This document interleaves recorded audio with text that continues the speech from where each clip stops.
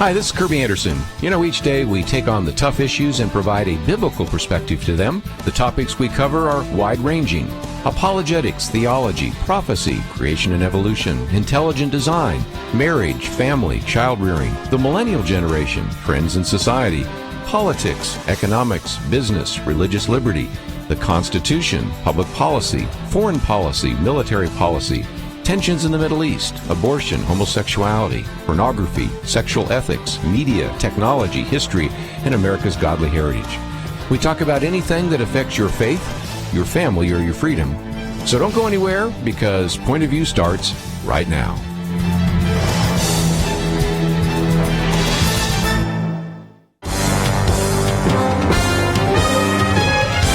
Across America, live. This is Point of View.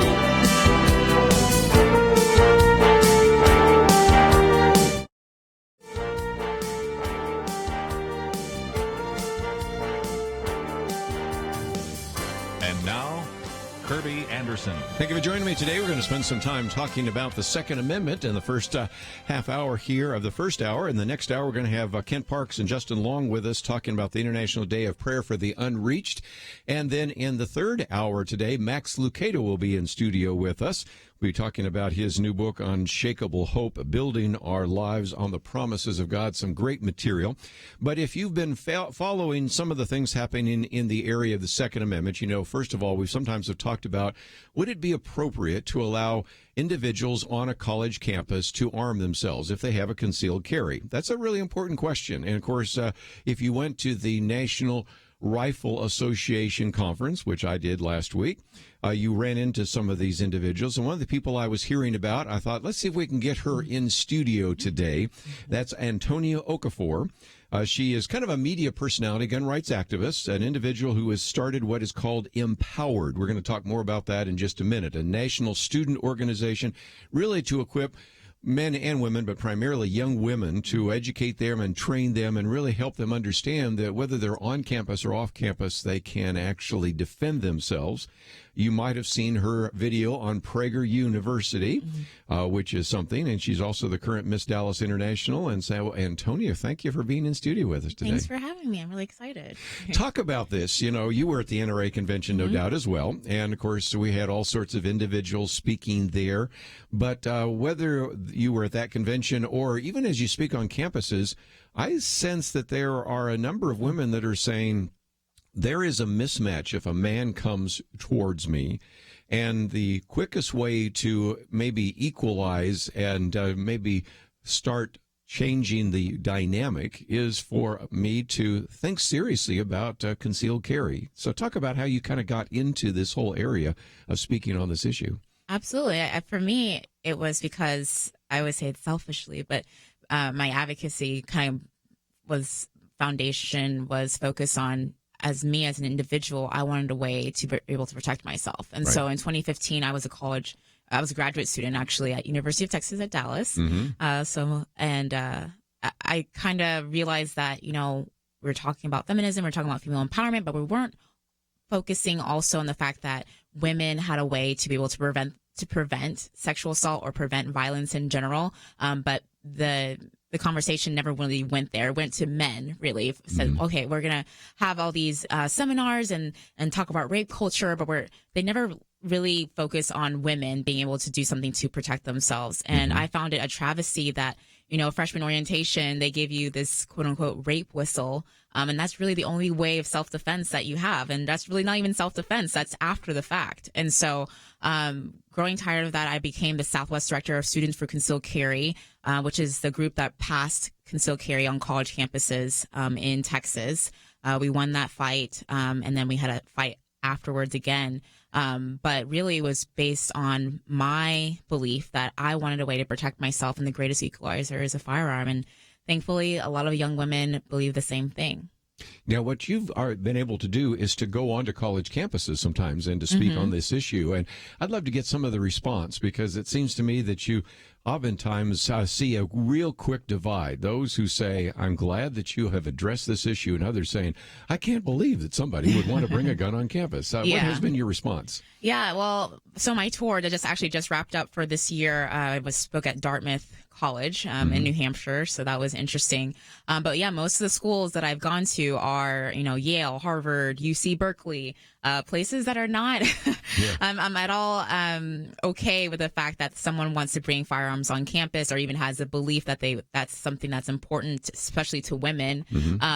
But I've gotten a lot of people who are upset about it. But my favorite thing is when, after my speeches or my lectures, when someone comes to the lecture and says, you know what, I knew that I was completely anti-gun. I did not believe what you were going to talk about, but I wanted to just at least hear you out. And those who have changed their mind, or at least have thought different questions, or had different questions afterwards, and I'm thinking about it differently afterwards. So for me, that's the most important thing. But I definitely had my share of, we've had protesters, we had people who have taken down my flyers before the event at St. Mary's a couple of weeks ago, actually, in Notre Dame. They were very upset that I was going to go in there and speak. In fact, at Mount Holyoke in November of last year, right before I was supposed to speak at Mount Holyoke, they had a Facebook event that basically was their protest of having an event right at the same time I was supposed to speak, saying that they, didn't believe that my message of female empowerment and gun ownership went together. They also had I was supposed to speak at Hampshire College the night before that, and they canceled my speech 2 hours before I was set to speak, saying that, quote unquote, it is too controversial of a topic to be talking about. So I've had my share of people who don't like what I'm saying, but I continue to go out there and speak anyways. One of the things we do on Wednesday is we have a millennial roundtable, and oftentimes I sit in that chair and let Dr. Nick Pitts, who is with DBU, run that, and we have Chelsea Human with us and a variety of others, and I'd love to have you join that conversation sometime, because it's a good example, again, how the millennial generation, especially on college campuses today, are so full of maybe the kind of concerns about any kind of trigger warnings, these kinds of issues and that kind of stuff. And so this is something I noticed years ago before I was doing this on a day-to-day basis. I was speaking on some of those same campuses and running into the same kind of hostility that you run into. But in some respects, we occasionally had a snowflake there. Now you have a whole snowflake field of individuals that react to that as well. And yet again, in many of these places, you have the right of an individual to conceal carry.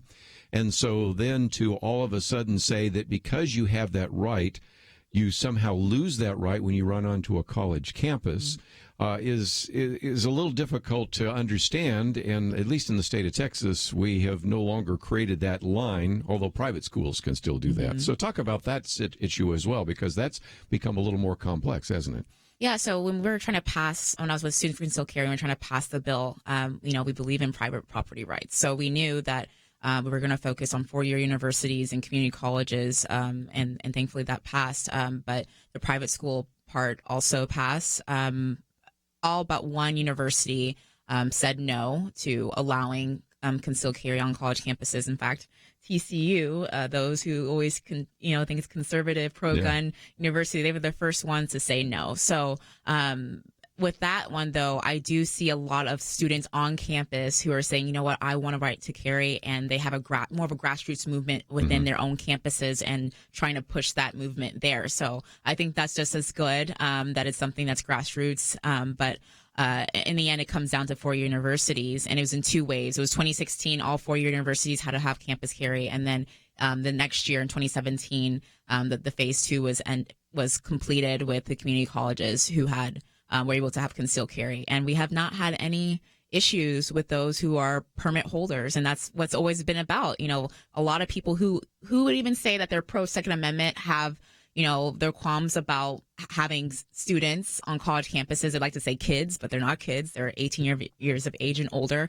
But the fact of the matter is that they're 21 years of age and older to have a permit. They have to pass a background check. They have to pass many things in order to have a permit. So it's responsible people. Well, let's take a break. When we come back, we're going to continue our conversation with Antonia Okafor. If you'd like to join us, 1-800-351-1212. We'll also talk about her website, all available at our website, pointofview.net. Be right back.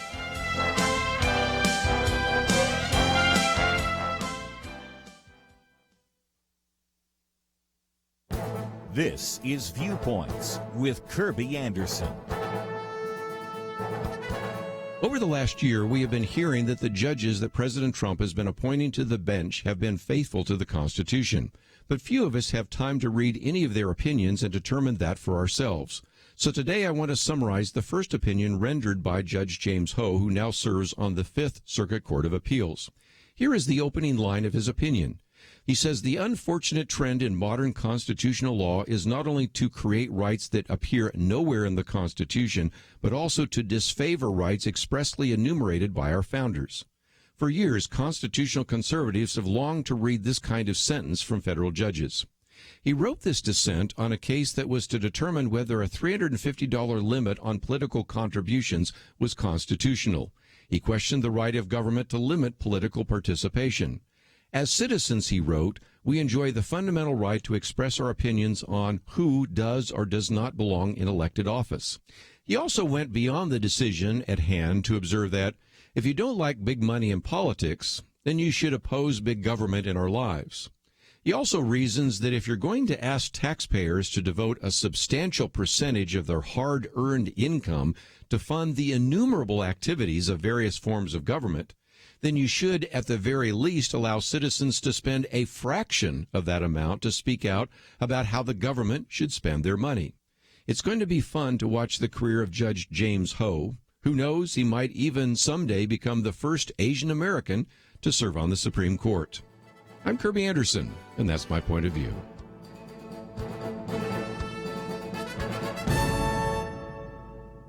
Take Kerby and the Point of View team with you on the go with the Point of View app. Search for Point of View Radio at the Apple or Google Play stores.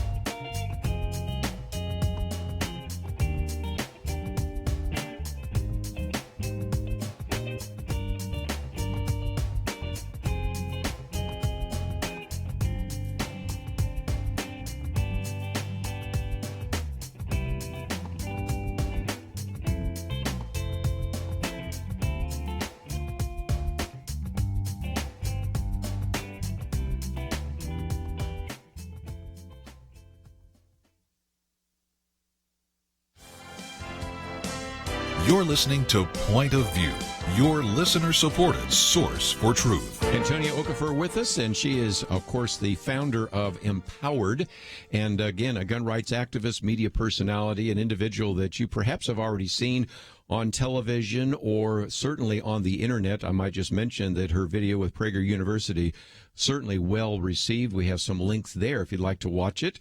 But before we get any further, Antonia, let's talk about Empowered, because that website is a place where people can learn more from you. But I'd also encourage people, if they'd like to have you come and speak to a women's group or a gun rights group or maybe just a chamber of commerce or maybe speak to their church, because you're a Christian. We'll talk more about that in just a minute. You're available for that, aren't you? I am, and they can contact me through the website, which is empowered2a.org. Be quick to talk to them, but yeah, I would love to. But with Empowered, so that started actually, it's the anniversary of it a year ago today. We are 501c3, and basically the organization is there to educate, train, and advocate for young women on college campuses.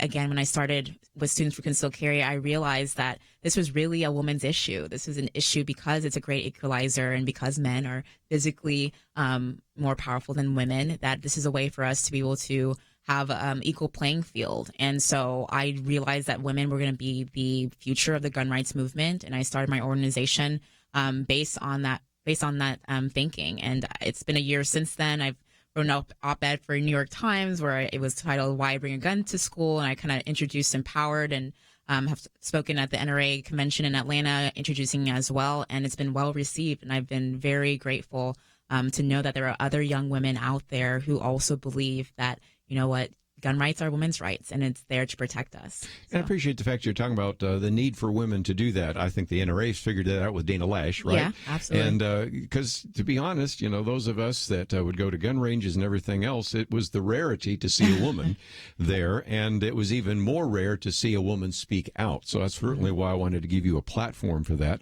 But I mentioned in passing, it's not just in passing, because you're a born-again Christian, and you've said that your Christian convictions caused you to kind of rethink that. So explain, if you might. Yeah, for me, it was two things, is that I believe that God, has given us as Christians the platform to advocate for the right to life, and then also the right to defend that life. And especially for me, I believe strongly in those two things. And so when I was, the newly Christian and in college and learning about this, I grew up Roman Catholic, and not saying that those who are Roman Catholic can't be born again Christians, but for me, it was having a personal relationship with Jesus Christ. And I was able to do that actually locally through the Village Church, which I'm a member of. And for me, it was, you know what, I'm going to advocate to make sure that the government, which has a constitution, the Second Amendment, there to basically acknowledge our God-given right that we have a right to defend ourselves. And you'd think it would be something that's so easy, something that a lot of people have conceptually already, come to. But a lot of people on my travels and talking to people, they don't believe that they have a right to defend themselves. They don't believe that, I think it's part of it is because the sanctity of life has kind of been lost in general. Right. The women's movement is unfortunately now the abortion movement. And as women, God gave us this responsibility to carry human life. And now we're in a culture that, kind of just dismisses that. We just had Mother's Day, and there's so many people who don't even want to be mothers, and they don't value life in general. And I think that also correlates also to, can you also defend that life after that life has been born? And I feel like that's my extension of being a born-again Christian and someone who values life. Well, the other thing I thought I might mention is when you talk about gun control, I think you're in a very good position to say, back in the 19th century in the South, they implemented gun control, but there was a reason why they did that, right? Can you speak to that issue? Jim Crow South was there because implementing gun control because of freed slaves, newly freed slaves that wanted a way to protect themselves against actually one of the biggest gun control groups, and started out this way, the KKK. The KKK started as a gun control group because they didn't want African Americans being able to protect themselves on their property. And that continued for a long time. So, as an African American woman, it really grieves me to see that now the gun control movement has kind of co-opted a lot of the African American movement that used to be very pro gun rights in general, even with legislation. But now they think that because, most of them do vote for the Democratic Party, that therefore they should be pro gun control. Our history does not show that. It shows the exact opposite. And thankfully, numbers are showing, the change, that there are more African Americans, particularly African American women, which are the fastest growing demographic group of gun owners in America today. That we want to take safety into our own hands. We want to protect ourselves, and particularly in dangerous areas where we tend to live, that's very important. Again, Empowered is a place to go. Talk about how people can connect up with you, because obviously you are the figurehead right now. You're the person that's sort of prominent, but if people wanted to learn more about guns, support you, have you come and speak, I've mentioned some of those things, but kind of give us the future, because I suspect there's plans in your head of what you want to do to actually do more than just go and occasionally speak on some of the university campuses. So what would you like to do? Yeah, absolutely. So I think, this last year, I had the Be Empowered tour, which really focused on young women on college campuses. But in my time there, I realized that as a Black woman and a gun rights activist, that there are a lot of people who are African American who are afraid of, we're talking about police officers and, having a firearm, and the Philando Castile case and everything that happened with that I have an opportunity to be able to speak to that. And so this next year, I'm going to be focusing on historically Black universities and talking to men and women there about why they have a right to protect themselves, and why this narrative of, law enforcement being against them, and that also somehow means that they shouldn't be able to defend themselves with a firearm is nonsense. So basically educating them. So if people want to donate to that, they can definitely go to my website and help me out with that. Or they can also ask me to speak on their campus or or their organization. So. Yeah, and one of the things I saw Louder with Crowder do the other day is he went and spoke on one of these places and found a few women that said, I'm really against guns. And he said, okay, I'll make a deal.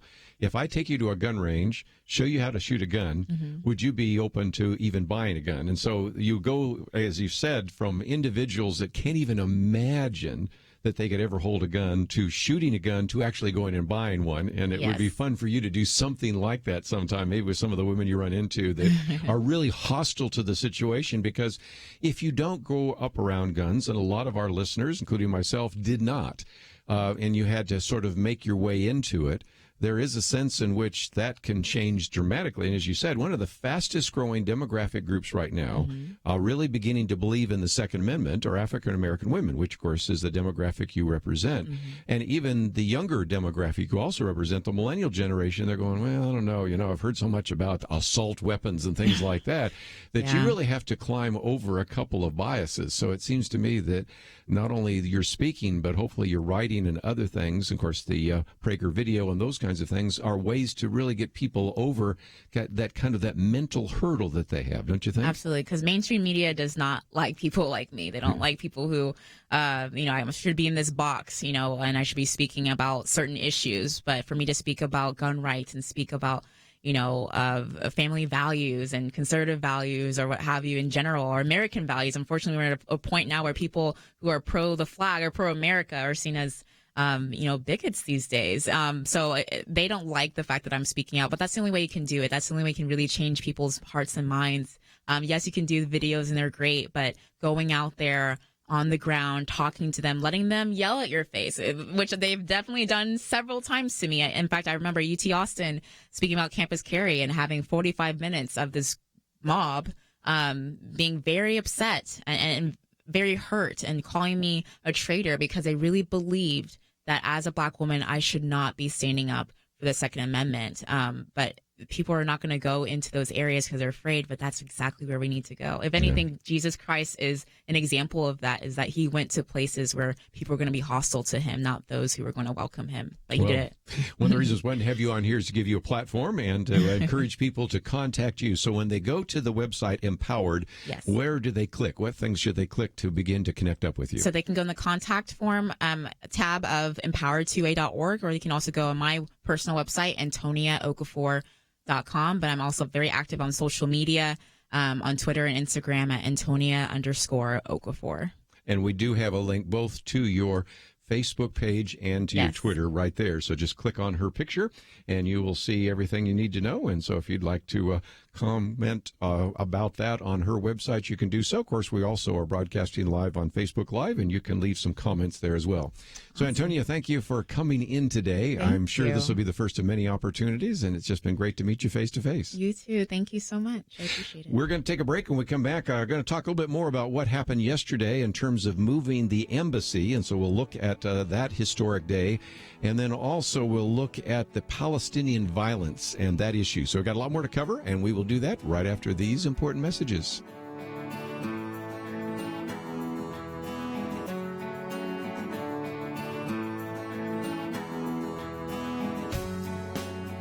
If you've listened for any length of time, you've probably heard about Point of View listeners who've done amazing things, started ministries, found their life's calling, impacted their city, their state, the nation. But let me be clear, you don't have to have a huge impact to be faithful. I thought about that when I read a note from Joanne in Texas. She admitted, up until recently, I've not had much of a political view, nor have I ever been so informed. But since I signed up for your email and website information, I can now get the correct information that the public is oblivious to. Joanne ended by thanking us for the Take Action section of our website, where we make it easy for you to express your views on key issues with your elected representatives. Everything we do on the air, online, through mail and email is made possible through people like you who invest in Point of View so we can invest in issues that matter. Take your place on the Truth Team. Call 1-800-347-5151 or sign up online at pointofview.net/team. 800-347-5151 and pointofview.net/team. Point of View will continue after this.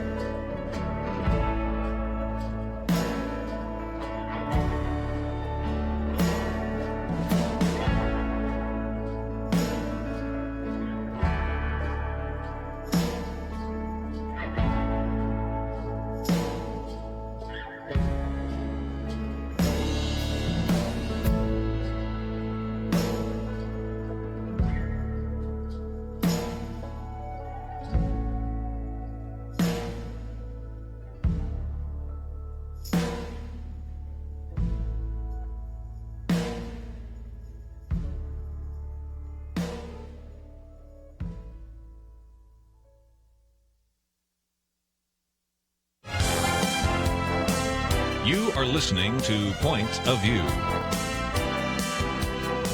The opinions expressed on Point of View do not necessarily reflect the views of the management or staff of this station. And now, here again, is Kerby Anderson. But I spent just a little bit of time talking about what took place yesterday with the moving of the embassy, but trying to put that in some historical context. Then we'll get into some of the Palestinian violence. I was thinking we were going to cover a lot more of that yesterday with Gary Bauer. It didn't happen, so we'll cover that today. But speaking of Gary Bauer, his piece came out after we did the interview with him, but I thought I'd read a part of it just to, again, talk about how significant yesterday was. He said that was, of course, as we know, the 70th anniversary of the founding of the modern state of Israel. Back on May 14th, 1948, you have David Ben-Gurion gathering together people in what today is called Independence Hall. And so he says it's appropriate that this day was chosen to officially open America's new embassy in Jerusalem, the eternal capital of Israel. Gary Bauer goes on to say, for 23 years, Congress has passed legislation expressing the will of the country that the United States should recognize Jerusalem as the capital of Israel and relocate our embassy from Tel Aviv to Jerusalem. Presidents of both parties have promised to move the U.S. embassy to Jerusalem, but once in office, they were convinced to not do so by a timid foreign policy establishment. Unlike so many politicians before him, President Trump followed the law and kept his promise. And he goes on to say, that is, Gary Bauer says, Israelis have shown their appreciation in a variety of ways. And I hadn't seen some of these. First of all, a public square near the embassy has been named after President Trump. Next time I travel there, I'll have to get a picture of that. Then the largest soccer club in Jerusalem, I'd never seen this, is now called Betar Trump Jerusalem. So he's got a soccer team named after him. And, of course, then you have his picture on various billboards. Gary doesn't mention this, but I'd seen a coin, which I'm going to see if I can get a copy of that, of Donald Trump's on it as well. So pretty interesting. Anyway, Gary Bauer said, last night I gave a keynote address to the American Christian leaders for Israel's Washington Gala. He did mention that yesterday in our interview. As a result of that commitment, I was not able to be in Israel that is Monday, but I was able to do the next best thing and talks about joining with the various leaders at the White House, which he told us about as well. And he said that his the founder of Christians United for Israel gave a benediction. Of course, we mentioned Robert Jeffress's message yesterday. By the way, isn't it interesting? The two most important news stories are this woman who, and I forget her name right now, a while back had mentioned that when they have a vote on the CIA director, it may not matter that John McCain's vote would be against it because he may not live that long. That's controversial number one. Controversy number two is Robert Jeffress's view, which is pretty much the historic Christian view. Those are kind of the two big news items. You would think that nothing was happening in North Korea, nothing was happening in Israel, nothing was happening in the Gaza Strip, nothing was happening in the economy. You'd think that was all that we could talk about. Nevertheless, Robert Jeffress managed to be controversial once again for the mainstream media. But let's go on to some of the other things, because he talks about the various speeches, and I did give you a little bit of what was said by President Trump by video, by Jared Kushner when he was there, but also you had some others that were speaking as well, and he gives a long list. So if you want to go to Gary Bauer's end-of-day report for American Values, you'll have some of that. But he reminded us of something else, which I had forgotten about, because remember, it was this last December, which would be 2017, December 2017, in which he announced, that is, President Donald Trump announced that he was going to open the embassy. And yet it was the previous December, and I'd really not been tracking on that, December 2016, in which President Barack Obama actually invited people into the White House and was calling around to various members of the UN Security Council, saying that he would support by not vetoing a resolution that was going to actually come out condemning Israel. And by promising that, unlike previous presidents, he would not actually veto this, then on the day, I think it was on the eve of Hanukkah and Christmas, that's when you had, now it's 18 months ago, the UN Security Council bringing up a resolution condemning Israel. So if you wanted to see a contrast between the previous president, Barack Obama, in December of 2016, and then the next year, President Donald Trump in December of 2017, you see a striking difference in terms of the attitude of Israel. So those are a couple of issues that we've talked about. And, of course, I mentioned that, of course, this was a very significant day, May 14th, 1948. About 250 people with David Ben-Gurion in what at that time was the Tel Aviv Museum, now it's called Independence Hall, actually declared at 4 p.m. that indeed they wanted to establish the modern state of Israel. And so at 4 p.m. yesterday, which ended up being about 8 o'clock Central, 9 o'clock Eastern, you had that particular resolution being read once again, and also the decision to open the embassy. So it gives you a little bit of a sense of the history.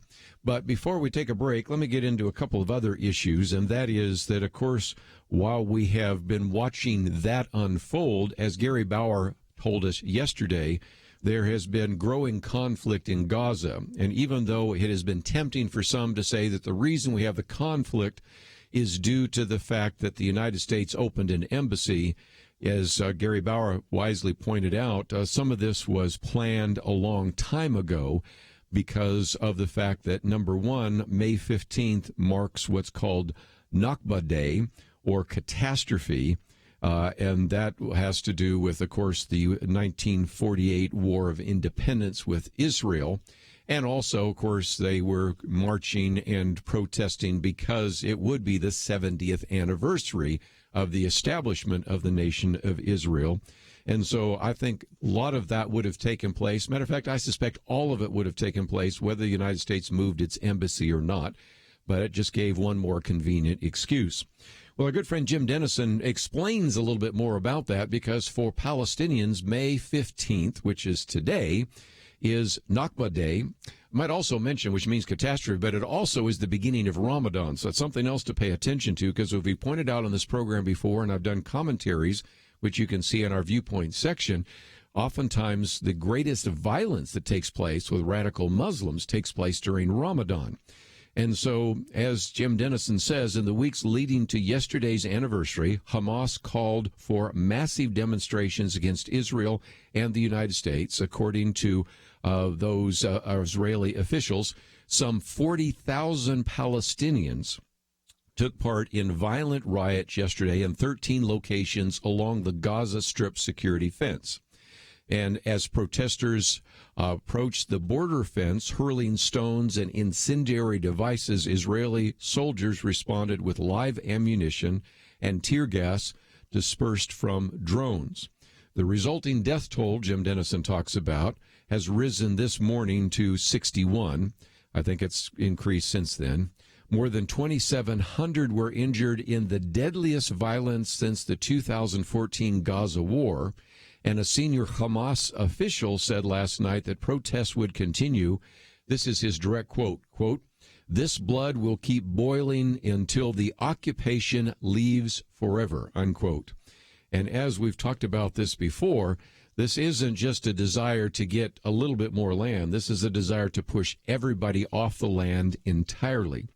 So one of the things that Jim Dennison writes about here is, he said, since I wrote yesterday from Israel's point of view, he says, today I will overview the conflict from a Palestinian perspective. And he goes on to say that perhaps a book that you would want to read, which he's going to quote from a little bit, is this book called Israel and the Two-State Solution. And he says, as on one of my travels to Israel, he said, I became friends with our Palestinian Christian tour guide. He and his family lost their home in Jerusalem when Israelis took the city in 1967. Of course, that's the battle that took place there. He still has shrapnel in his neck from the conflict, and sometimes drove past his family's home with a mixture of bitterness and nostalgia. He said, in his view, the Palestinians owned the land for 20 centuries after the Romans expelled the Jews following the revolt in AD 135. That was largely right. But according to Daniel Gordis's book, Israel, A Concise History of the Nation Reborn, there were roughly 700,000 Arabs living in Palestine when Jews began their migrations back to their Holy Land in the latter part of the 19th century, move known as the First Ayala, which means ascent. He said, by contrast, there were 27,000 Jews living in Palestine, concentrated primarily in Jerusalem, where they constituted a majority. And in the following decades, Jews migrated back to Palestine by purchasing land from the Arabs or the Ottoman Empire. And by 1946, the Jewish population had grown to more than 500,000, while the Arab population exceeded about 1.2 million. We come back, we're going to talk about what happened to those refugees and maybe just a little bit more of an understanding for some of that Palestinian violence that is taking place as well. Let's take a break. We'll continue our conversation. At any point, if you'd like to join our conversation, 1-800-351-1212. We'll be right back.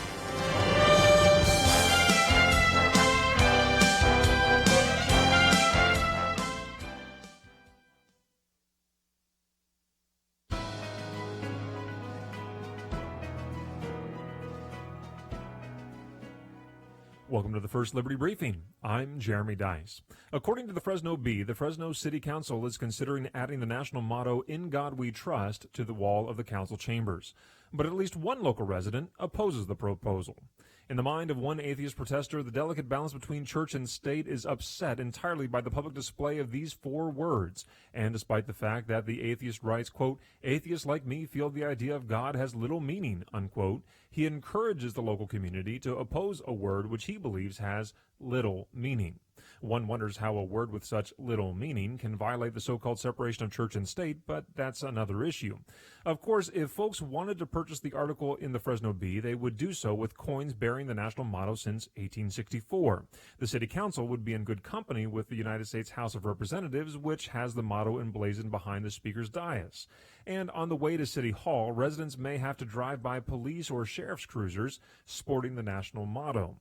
Throughout America's history, the national motto has been honored and celebrated as an expression of what it means to be an American. Any effort to prevent its display should be rejected as bald efforts to rewrite our history and destroy our heritage. To learn how First Liberty is protecting religious liberty for all Americans, visit firstliberty.org. You can learn how to protect religious freedom in the workplace, public schools, your church, the military, and more by downloading First Liberty's free Religious Liberty Protection Kits at firstliberty.org. That's firstliberty.org. If you want hope for religious freedom, go to firstliberty.org.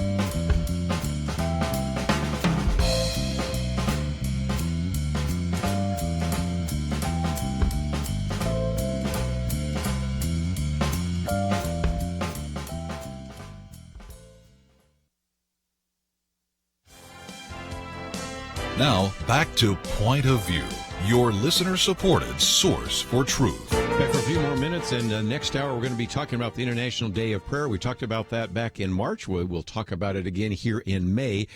Kent Parks and Justin Long will be in studio with us. Let me just mention, third hour we have Max Lucado in studio, so we have a lot to cover.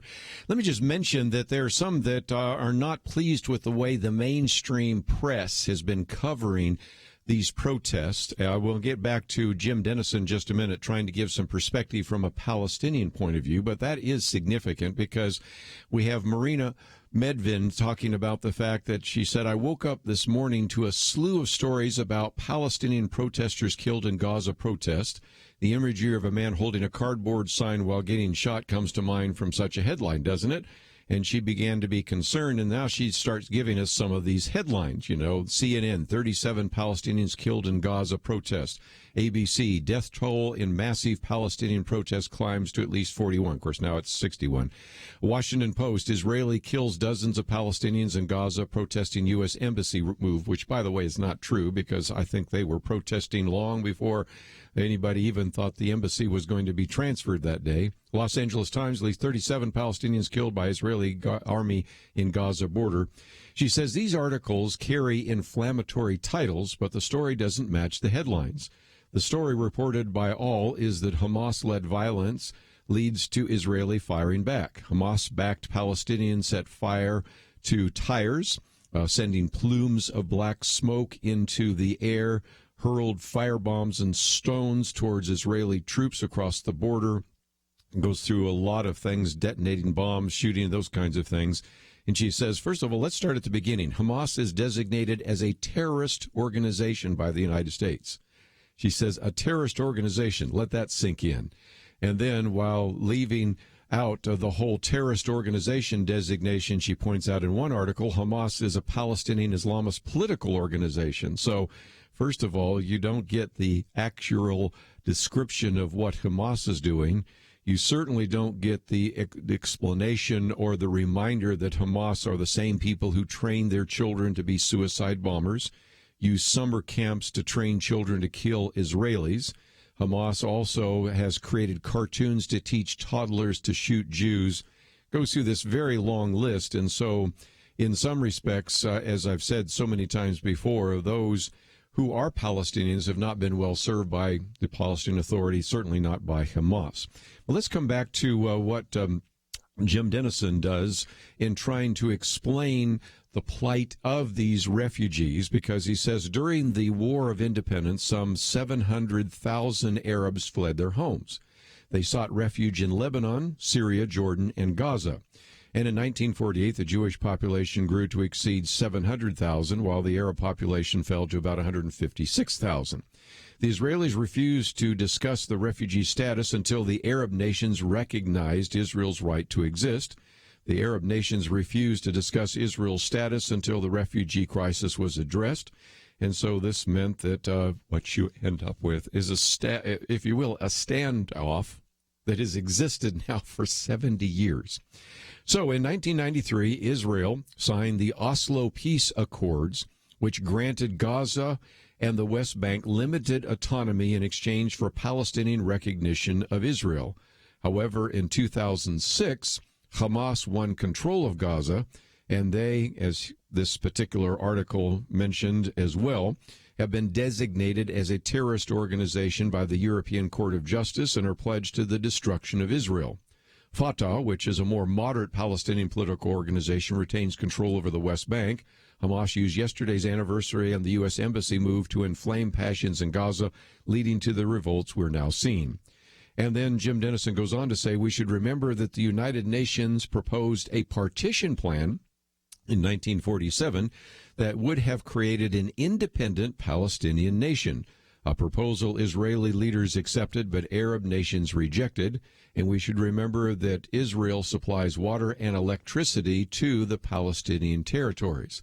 Nonetheless, it is a fact of history that most of the Palestinian people lost their homeland in 1948. Many live in very difficult circumstances today. And so Jim Dennison closes by saying, I've led study tours to Israel more than 20 times over the last 3 decades. Each time I am amazed by the miracle that is the modern state of Israel. But I also grieve for the suffering of the Palestinian people and pray for resolution to this conflict and peace in this holy land. I believe that both the Israelis and the Palestinians deserve a homeland, and I believe that both deserve to hear the gospel of God's love in Jesus Christ. Sincere Christians disagree on the role of Israel and the Palestinians in prophecy. However, we can agree that the Bible clearly teaches these principles, each of which applies to the Palestinian people. And here he is 4 points. Point number 1, God loves all people and all races. Obviously, John 3:16. Number 2, God calls us to love our neighbors as ourselves. Of course, that's in Matthew 22. Number 3, we are to seek peace and pursue it, Psalm 34, and choose to live peaceably with all. That would be Romans 12. And then finally, we are to defend the rights of the poor and needy in Proverbs 31. And so Max Lucado, interestingly enough, who's going to be with us in about 90 minutes or so, said that, indeed, I will be kind to the poor, for they are alone, kind to the rich, for they are afraid, and kind to the unkind, for such is how God treated me. So just a little bit on the issue of this establishment of the nation of Israel, going all the way back to May 14th, 1948, taking place at 4 p.m., and, of course, now the move of the embassy to that particular location, and a result of some pretty significant things taking place in terms of the promised land. But I, one more time, wanted to come back to something that I quoted just yesterday, which a lot of people really appreciate, and that is, if you've really had a sense of how successful God's chosen people are, David Brooks, in his piece, is just one more illustration of that, in which David Brooks, writing for the New York Times, said, Jews are a famously accomplished group.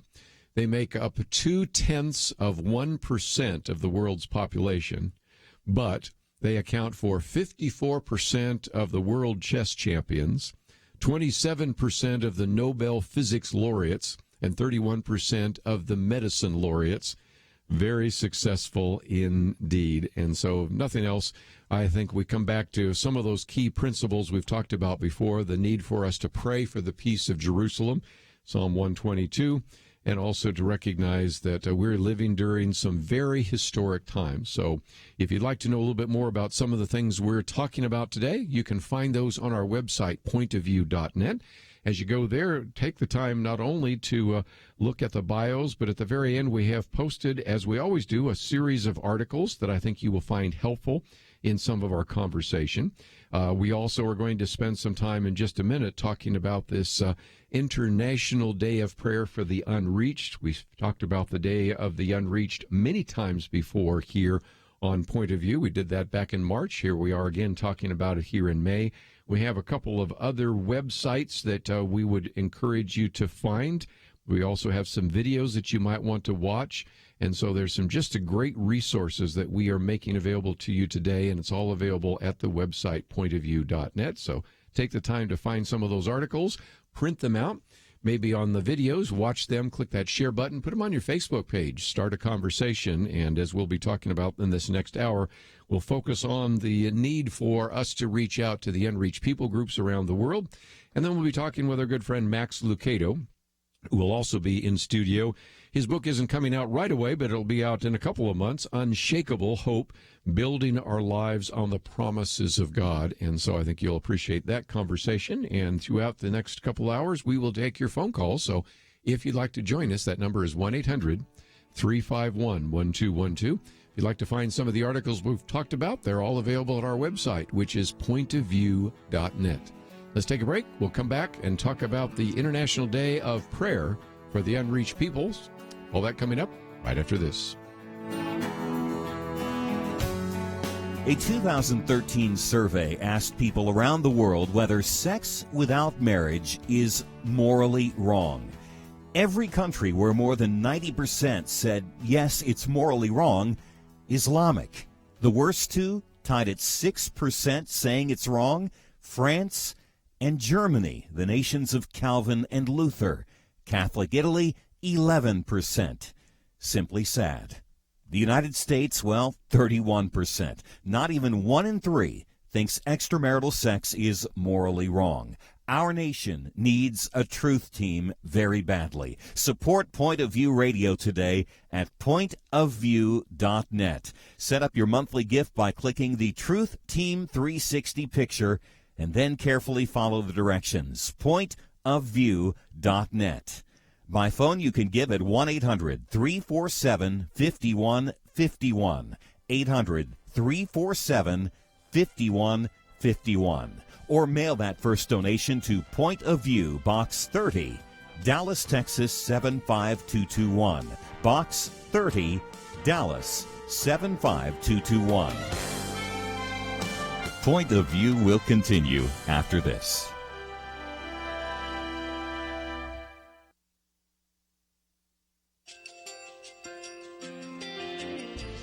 I just want to thank you so much for all the wonderful programming you have. You're just absolutely fantastic. I recently started listening to Point of View, and I really found it interesting because of the different subjects you cover. Thank you for that. I really appreciate everything that you do in keeping us informed. Thank you, Kerby, for everything that you have been doing.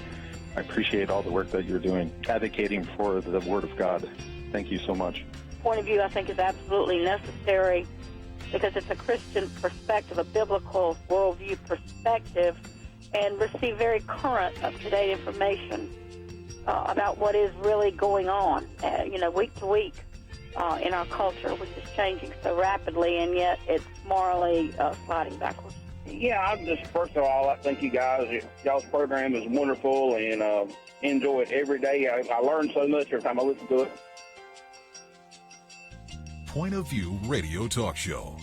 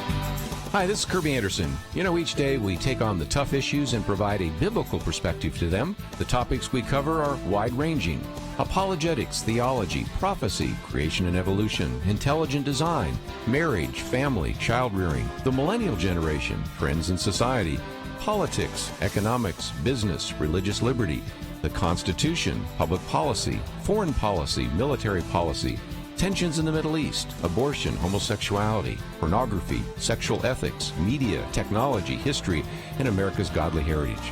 We talk about anything that affects your faith, your family, or your freedom. So don't go anywhere, because Point of View starts right now.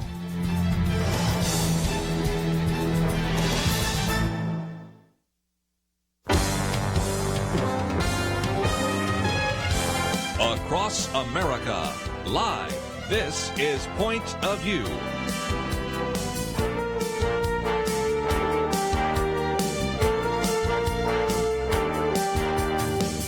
And now, Kerby Anderson. Thank you for joining me today here on Point of View. We're going to be spending some time in this first hour talking about the International Day for the Unreached. That particular day lands on Pentecost, which is coming right up here, May 20th. And you might remember back in March, we were talking with Wayne Peterson. We've done that for a couple of times over the years, talking about this International Day for the Unreached, and wanted to come back to it once again. Number one, to educate you about these issues. Number two, to really encourage you to do something.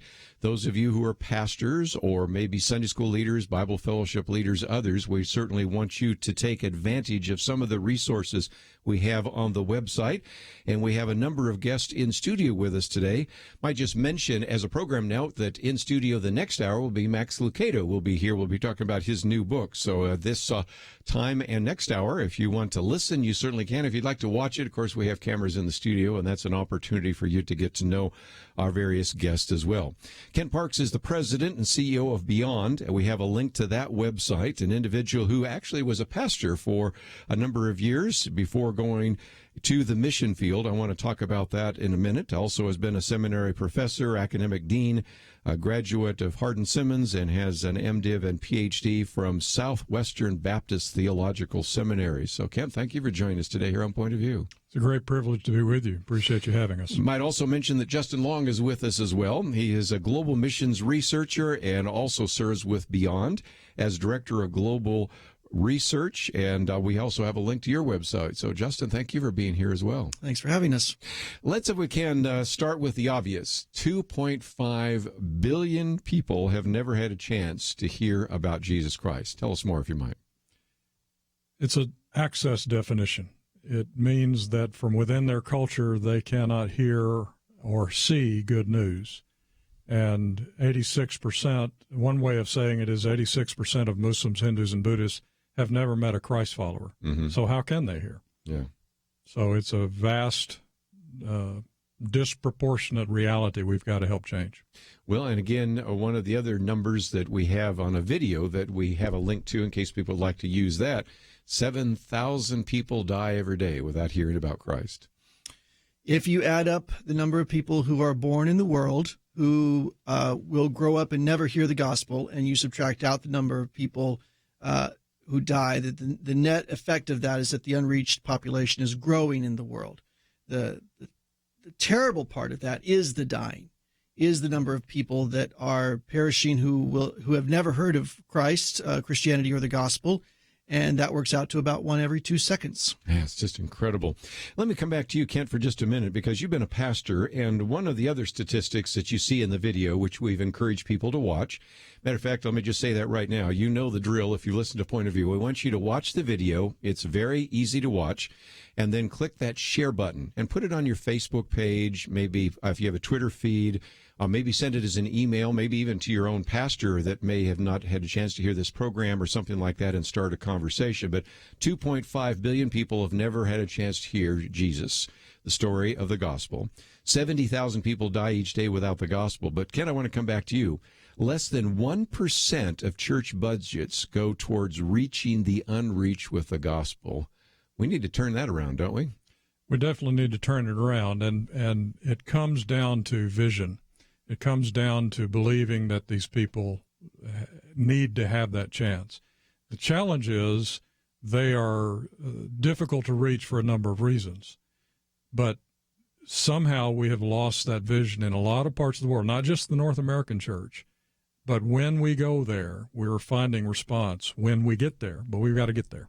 Well, and again, this was surprising to me because I do interact with a lot of churches and have talked about missions, and I'm aware of a lot of churches that have said we want to make a big emphasis on the unreached and to hit the 1040 window and to reach unreached people groups and to send missionaries there. So in some respects, what I'm running into, maybe I'm running into more mission-oriented churches, which by definition probably I am, that shows how much worse it is somewhere else. Because if it's less than 1%, and I know of some that are spending significant amounts of time, energy, and money and financial resources, it just shows you how much more important it is to have this Pentecost Sunday be a time of focusing on the unreached people groups. Well, with Pentecost Sunday, where all of so many languages heard the gospel for the first time, a lot of the mission activity that people call unreached people activity is actually not. It's actually working with existing Christians who may be in a challenging situation rather than going where the good news never has been and the believers are not. Justin, let me talk about that for just a minute, because that's one of the things I picked up from reading some of this material is that there are some abuses with the word unreached. Can you speak to that? Well, the definition of unreached is it has to do with a people group where there's not an indigenous church that is able to bring the gospel to that group without cross-cultural assistance. And unfortunately, because the concept of reaching the unreached has attracted a great deal of attention and in some instances has attracted, mobilization money and mobilization manpower, there's a tendency to call things unreached that honestly are not unreached. Oftentimes what we find are people will call certain groups of Christians or even certain groups of non-Christians, they'll label them as unreached because they are not yet Christian. And it's an easy mental thing to do. We think, they're not believers, so the gospel must not have reached them yet. Right. But in reality, if you look at the overall statistics, you realize, yes, there are a lot of indigenous churches there. And if they were equipped with the right strategy and if they were focused on the people around them, they could do that job. And therefore, the gospel has reached that area. Maybe not every individual, but it has reached the group. Geographically, where are these? I mentioned the 1040 window, and that may or may not have connected with some of our listeners, but I've seen one of the maps that you have there, and when you look at that, where the circles are, that gives you a little bit of an idea of where these unreached groups might be. Can you give us a bit of a perspective on that? The bulk of the unreached groups in the world do lie within the 1040 window, which is basically Middle East, North Africa, and then a strip across Asia. It's technically from 10 degrees north to 40 degrees north of the equator, and it's a nice little box. It's a little too neat of a box because it doesn't include Indonesia. Most of the population of the world that's not Christian and most of the groups are going to lie somewhere between India, China, and Indonesia. But there are significant numbers of groups, just smaller populations in Middle East and North Africa as well. And again, for people to understand what this is like, one of my colleagues went into a village, and I won't identify, but it was up in the high mountains in the Himalayas. And they were talking to this particular group through translators about who Jesus was. And at the end, they said, well, this Jesus sounds like a really interesting person. Which one of you is Jesus? Right. Now, to have a question like that shows you how disconnected they were from what we today take for granted in terms of the gospel. So when we come back, I want to talk about this in more detail. And by the way, if you have some comments or questions along the way, feel free to give us a call, 1-800-351-1212. I also really want to challenge those of you that are in positions of church leadership. You have a few days to maybe turn some things around here. So if you're a pastor, Sunday school leader, Bible fellowship leader, Sunday school leader, a small group leader, there's some things you can do, and we have some websites and some resources for you. So let's take a break, and when we come back, we'll continue our conversation about the International Day of Prayer for the Unreached. All that coming up right after this.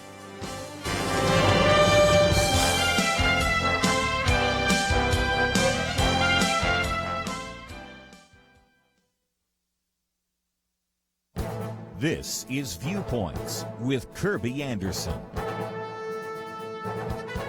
Over the last year, we have been hearing that the judges that President Trump has been appointing to the bench have been faithful to the Constitution. But few of us have time to read any of their opinions and determine that for ourselves. So today I want to summarize the first opinion rendered by Judge James Ho, who now serves on the Fifth Circuit Court of Appeals. Here is the opening line of his opinion. He says, the unfortunate trend in modern constitutional law is not only to create rights that appear nowhere in the Constitution, but also to disfavor rights expressly enumerated by our founders. For years, constitutional conservatives have longed to read this kind of sentence from federal judges. He wrote this dissent on a case that was to determine whether a $350 limit on political contributions was constitutional. He questioned the right of government to limit political participation. As citizens, he wrote, we enjoy the fundamental right to express our opinions on who does or does not belong in elected office. He also went beyond the decision at hand to observe that if you don't like big money in politics, then you should oppose big government in our lives. He also reasons that if you're going to ask taxpayers to devote a substantial percentage of their hard-earned income to fund the innumerable activities of various forms of government, then you should, at the very least, allow citizens to spend a fraction of that amount to speak out about how the government should spend their money. It's going to be fun to watch the career of Judge James Ho. Who knows, he might even someday become the first Asian American to serve on the Supreme Court. I'm Kerby Anderson, and that's my point of view.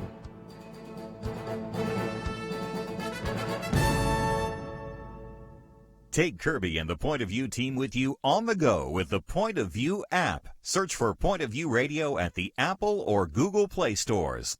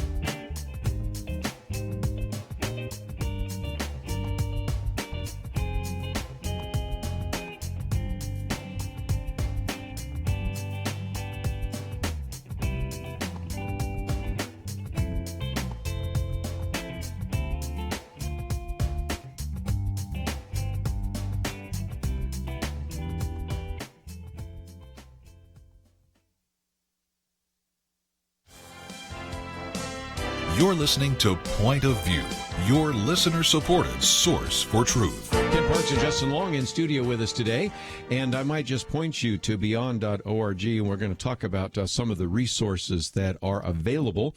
And again, also would encourage your phone calls. Perhaps you have some questions, or maybe you've been involved in missions or thinking about missions. If you'd like to join us, 1-800-351-1212. But if you click on our website, pointofview.net, first of all, you will see the various individuals that we're interviewing today, and whether it's Kent Parks or Justin Long, we have a link to their Twitter page and their Facebook page. You also can click on the website and go to beyond.org, and so that will tell you some material. And then we also have a link to the International Day for the Unreached. Kent, talk about for just a minute what's at beyond.org, because there's some videos there, and one of the things I encourage people to do, especially watch this one very compelling video. It's about a minute and a half long. It doesn't take long at all. Watch the video, click that share button, put it on your Facebook page or your Twitter page, or send it to somebody by email.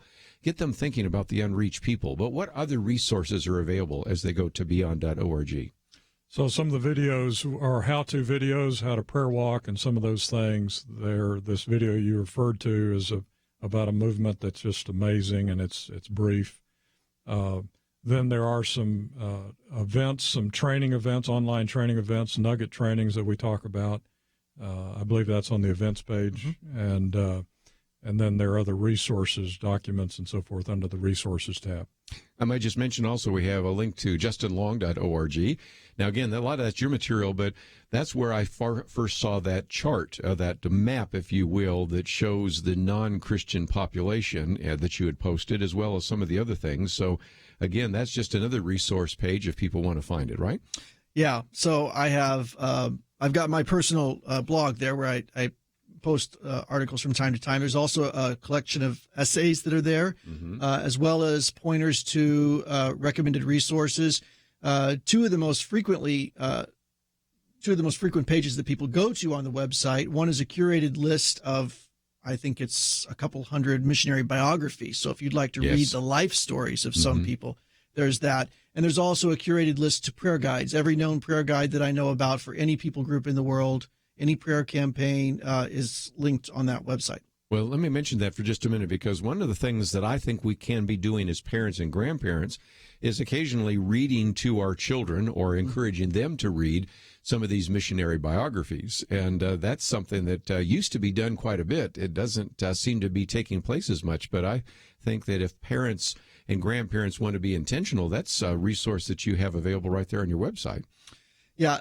Every time I talk to a potential candidate, and oftentimes when I talk to somebody who's had lots of experience on the field and I ask them how they got started in missions, nearly always top of the list, one of the first 2 or 3 things that they mention to me is they read this great missionary biography. Yeah. It's such a powerful tool.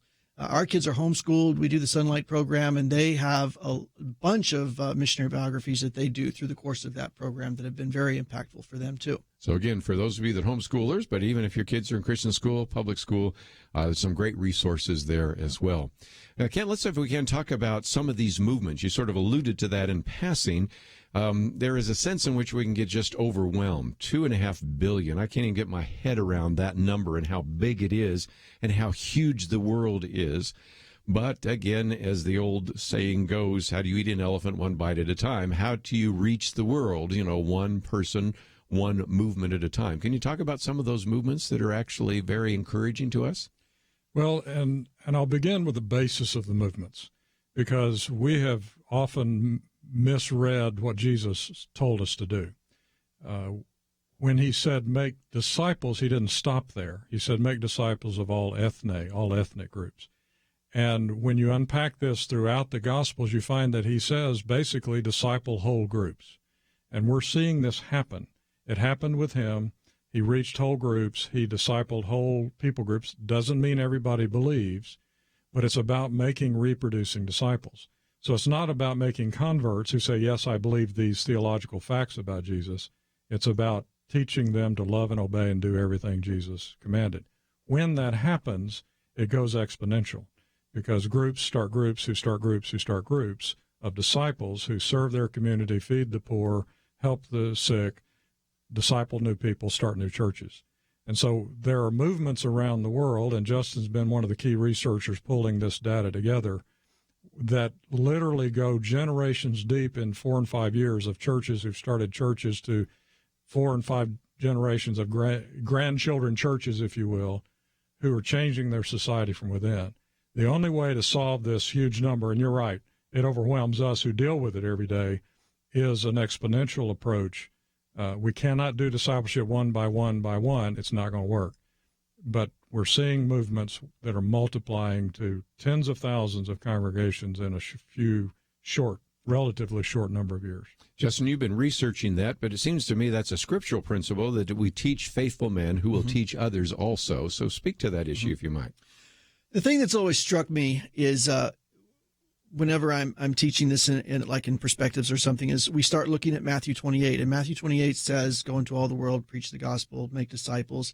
And in there it says, teaching them, and then what comes next? It's to obey. Mm-hmm. We get really caught up in the teaching people knowledge bit, where what Jesus was telling us to do is to teach people to obey. Part of teaching them to obey is teaching them to obey Matthew 28, which means teaching others. So you get this kind of viral loop going all the time.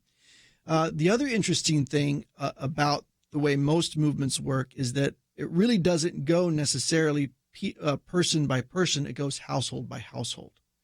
And you can get a much bigger viral effect, in a sense, when you see whole households convert and then they bring other households to faith as well. So again, just some great training that's taking place. You mentioned perspectives. Let's talk about that for just a minute, because some of our listeners might be saying, I really would like to create a missions-oriented church, but right now I need something to maybe springboard that. That seems to be at least one curriculum that works very well. and is usually available in any major city. They have multiple churches come together. I like that bit where you've got multiple groups coming together to host Perspectives. One of the great Perspectives is a multi-week missions course. And one of the great things is every week you get a different speaker. And it's centered on what that speaker is really good at. So, for example, I only do lesson 9. I do the statistics lesson. Kent does lesson 13 and 14. They're basically the ones centered around movements. So you get somebody who's really passionate about and good at talking through the issues related to the concept of that week, and then you've got readings afterward. So really powerful initial introduction to what missions is. The summary of the lesson is it's a 15-week course, biblical basis of mission, history of missions, the cultural adaptation element of mission, and the strategy of mission. And I have talked to many, many people, literally around the world, but many in the U.S., and because I often teach at the end of the course, I see people after people after people saying, this has radically changed me. It's given me an understanding of missions, and it, as one 70-year-old friend said, it ruined me because it blew away his traditional structures and made him much more effective. The teaching is one way to really radically change your worldview. Another is to send them to short-term missions. Wouldn't you agree? I mean, sometimes you get somebody out on the mission field, they have a different perspective than they ever had before. True? Some mission trips, yes, and some no. Oh, it's dangerous.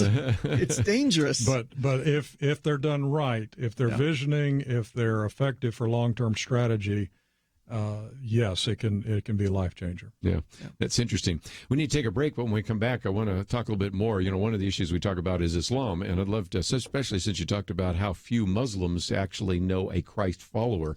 How can we begin to turn that around? But also, when we come back, I want to spend a little bit more time talking about what we can do to equip the church right now, and that is the local church, because some of you are listening right now that may be pastors or Sunday school leaders or Bible fellowship leaders or small group leaders. Some of you may know some, and you are listening right now and can pass this information on. So I want to talk again about some of the great resources available at the website. And, of course, we also have links to both of your individuals' Twitter accounts and Facebook accounts. So there's some great resources that I would encourage you to take advantage of as well. And if you'd like to join the conversation as we talk about world missions, and in particular focusing on the unreached peoples groups, 2.5 billion people have never even had a chance to hear the gospel. Many of them do not know anybody who is a Christian, and how important it is for us to really begin to channel resources, both human resources and financial resources. I really want to encourage you to join the conversation today, and you can do that by making a phone call. That number is 1-800-351-1212. Might also mention that we do broadcast on Facebook Live in addition to our own broadcast. And so if you want to leave a comment there, I'll read that on the air, and we'd love to hear a little bit more about your thoughts and even your questions about missions, world missions, and unreached peoples. We've got a lot more to talk about. We'll do that right after this. Imagine you work where you know people do not share your faith, and they certainly don't agree with a Christian view of life and culture. You are surrounded by hostility every single day. How important would it be to have solid information to back you up? Jim in South Carolina listens to Point of View in the afternoons. He writes, I teach in a public secular university and enjoy actually being a voice for the biblical Christian worldview in a liberal setting. Thank you for your ministry. Thank you for being bold and proclaiming truth. And Jim finishes, I pray for you daily. Jim works in hostile territory, and he prays for Point of View because Point of View is a source of truth. Please help us continue being here for Jim and everyone else. We need you to visit pointofview.net/team or call 1-800-347-5151 and join the Truth Team. Enable us to be here each day by giving each month. 800-347-5151 and pointofview.net/team.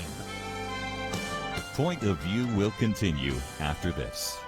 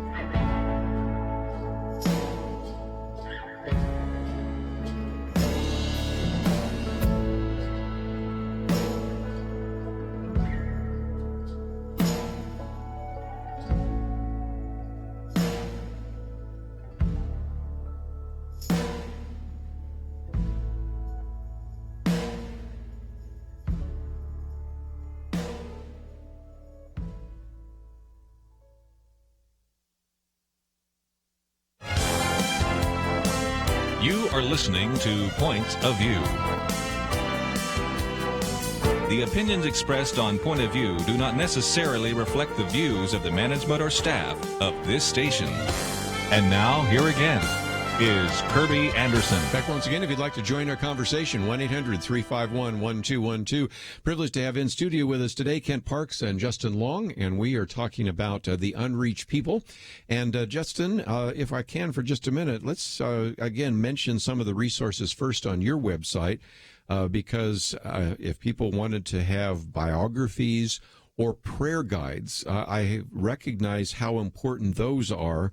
I have many times encouraged people to go to various groups, Operation World and other places where they could know how to pray for these particular groups. But talk about some of the resources on your website, which are, again, your personal website. We'll talk about beyond.org in just a minute. But you've got some great resources I really hope people will take advantage of. Sure. So there's the blog, and there's a curated list of resources, including maps, charts, graphs, things like that would be useful to most churches. There's a long list of prayer guides. And, right now we're in the middle of 30 Days of Prayer for the Muslim World. That just kicked off here recently. So there's resources available for that. And then there's the missionary biography page, which has a list of a couple of hundred or more missionary biographies. Some of those are books that you can purchase, but a large number of them are typically PDF downloads or links to articles. So you're talking about a free resources. Well, and again, I just hope people will take advantage of those. So thank you for having those on your personal website.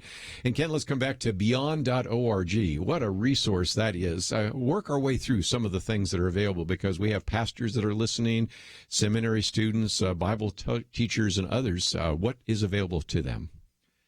I think one of the best things that we have found to be effective is an hour-and-a-half Zoom call, video conference call, every 2 weeks often, where it's one piece of how to make reproducing disciples, whatever the different topic is, or some case study of a movement that's happening. We're finding that to be very effective. We're finding people from all over the world and sometimes overseas involved in it, and there's group discussion, there's small group discussion, and it's very practical. And so that's one of the main things I'd aim people at. But then, of course, there are different links and different videos that would be very helpful on the how-tos. Well, and a lot of that gets back to discipleship and evangelism. Of course, we just talked with Justin a minute about learning to obey. We seem to be pretty good at filling people's heads with content, not so good at motivating them to go out and make disciples. And it seems to me that even when we look at our own country, before we look at the unreached people groups, we have some work to do there as well, don't you think? Very much so. It's about learning to love and obey Jesus. It's not about how much you know, it's about how much you obey. And it's not a legalism, it's a love and obey. It's, I love Jesus and I want to do what he tells me to do because he knows what is best. Mm-hmm. And so we're seeing this happen here in the States. We're seeing this happen overseas in movements where people are becoming much more effective, much more fulfilled in their lives because they're becoming reproducing disciple makers. And somehow we've lost the idea that every believer can be a reproducing disciple maker. And we're seeing engineers start movements. We're seeing medical people start movements when they just, I tell people it's simple and deep. It's not easy, but it's simple and deep. Yeah, and again, part of our problem is the professionalism. We look at people like you, have multiple seminary degrees, very talented. Well, you're the professionals, and we just go back and we're in the stands. We're the spectators, and we just applaud you and support you. That isn't exactly what is the biblical model, is it? No, it's not at all. And we're seeing people go into places where the gospel's never been with a process that Jesus modeled, and becoming so very effective. As Justin said, we've started the first day of the 30 Days of Prayer for the Muslim World, which has been going on 20-something, 30-something years. And we're actually seeing more Muslim response than ever before, any century before this. And they're becoming disciples who obey and love Jesus and are serving, often sacrificially. And so some amazing things are happening in those worlds. You know, again, when we talk about Islam, that's my book on Islam. Of course, we have a couple of other books here as well. Justin, let's talk about that for just a minute, because reaching the Muslim world is going to be reached in a little different way. There aren't just a lot of opportunities to plant churches, not a lot of opportunities for Christian missionaries with a passport to make their way into the Muslim world. And yet there are some really effective things that have been done to reach the Muslim world, right?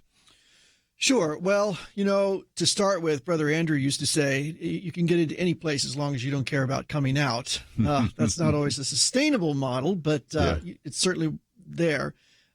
We've found that in a lot of places you can do trainings of workers outside of more restricted access places, and then those workers tend to migrate in. Very true. One of the wonderful things about movements, though, is that as lay people gather groups in their homes and bring other people to faith who gather groups in their homes, it tends to geographically spill across many boundaries. It's very difficult to keep the gospel out of a place when it's just growing like wildfire and spilling over these boundaries regardless of what governments say. That's been one of the most effective things that's happened. Of course, there's been a lot of prayer. There's been a lot of media in some places. And right now, what's really interesting to me is that we often think Muslims are unresponsive, but in reality, from the research that we've done in most places, most Muslims are very responsive. In fact, one friend of mine told me that if you are working with Iranians, for example, if it takes you longer than 10, 20 minutes for them to express spiritual interest, you've got a really, really hard case. There's a lot of spiritual receptivity and a lot of spiritual hunger across the board. So it's just a matter of finding the right person to get across those borders, which isn't always an American that needs to go across the borders.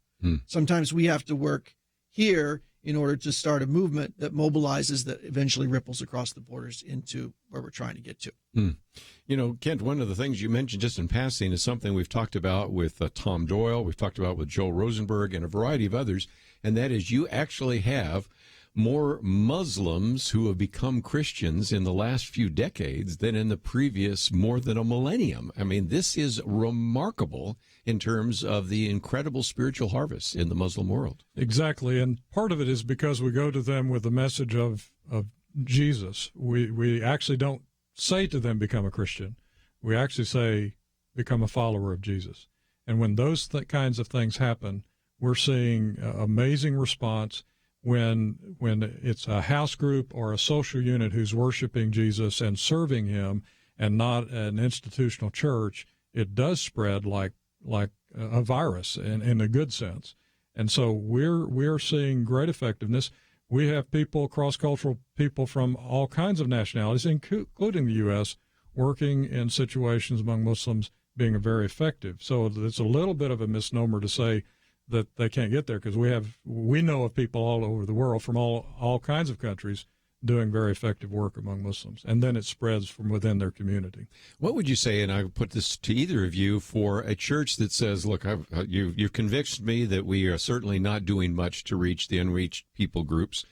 I don't have any missionaries in the church right now that are doing this, or I would like to find some, but I'd like to support some people that are already doing that. Is that something they can do through your organization, or find out where this can take place, or how they can be helpful in some respect, because they may not necessarily be able to get from here to reaching an unreached people group where they find themselves today in the middle of May in 2018?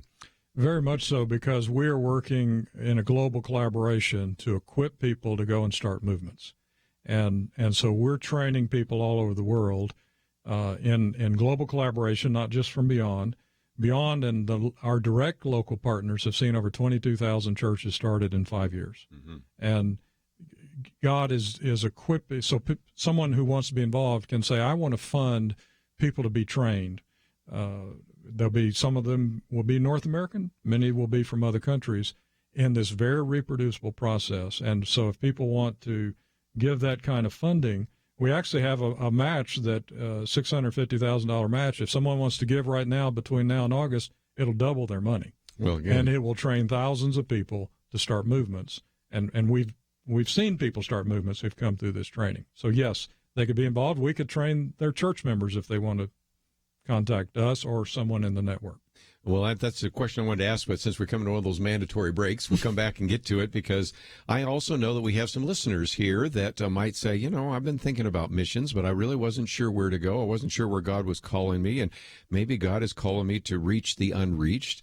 And they may be seminary students, they may be Bible college students, they just may be individuals that say, I just have a heart for ministry, and I don't have seminary background, but as you point out, some of the most effective ministries are taking place apart from those that are professionally trained. So I want to come back and talk about what is available through Beyond to do that kind of training as well. So we need to take one of those breaks, and when we come back, we'll continue our conversation today. And let me again challenge you to, for example, we have one video there. It's 1.5 minutes long. To watch the video, it's really compelling. And it gives you some facts and figures. And then at the end of watching it, send it to someone and maybe post it on your Facebook page or Twitter page or something like that. And when we come back, we'll talk about some of the great resources that are available at these websites. And, of course, we have links to individuals, both with their Twitter account and Facebook account. So we have a lot more to cover. We'll do that with Kent and Justin right after this.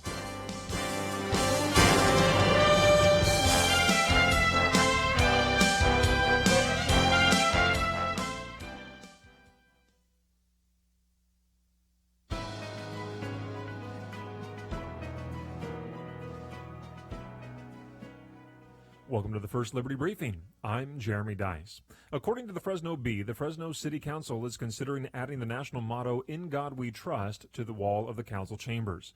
But at least one local resident opposes the proposal. In the mind of one atheist protester, the delicate balance between church and state is upset entirely by the public display of these 4 words. And despite the fact that the atheist writes, quote, "Atheists like me feel the idea of God has little meaning," unquote, he encourages the local community to oppose a word which he believes has little meaning. One wonders how a word with such little meaning can violate the so-called separation of church and state, but that's another issue. Of course, if folks wanted to purchase the article in the Fresno Bee, they would do so with coins bearing the national motto since 1864. The city council would be in good company with the United States House of Representatives, which has the motto emblazoned behind the speaker's dais. And on the way to City Hall, residents may have to drive by police or sheriff's cruisers sporting the national motto. Throughout America's history, the national motto has been honored and celebrated as an expression of what it means to be an American. Any effort to prevent its display should be rejected as bald efforts to rewrite our history and destroy our heritage. To learn how First Liberty is protecting religious liberty for all Americans, visit firstliberty.org. You can learn how to protect religious freedom in the workplace, public schools, your church, the military, and more by downloading First Liberty's free Religious Liberty Protection Kits at firstliberty.org. That's firstliberty.org. If you want hope for religious freedom, go to firstliberty.org.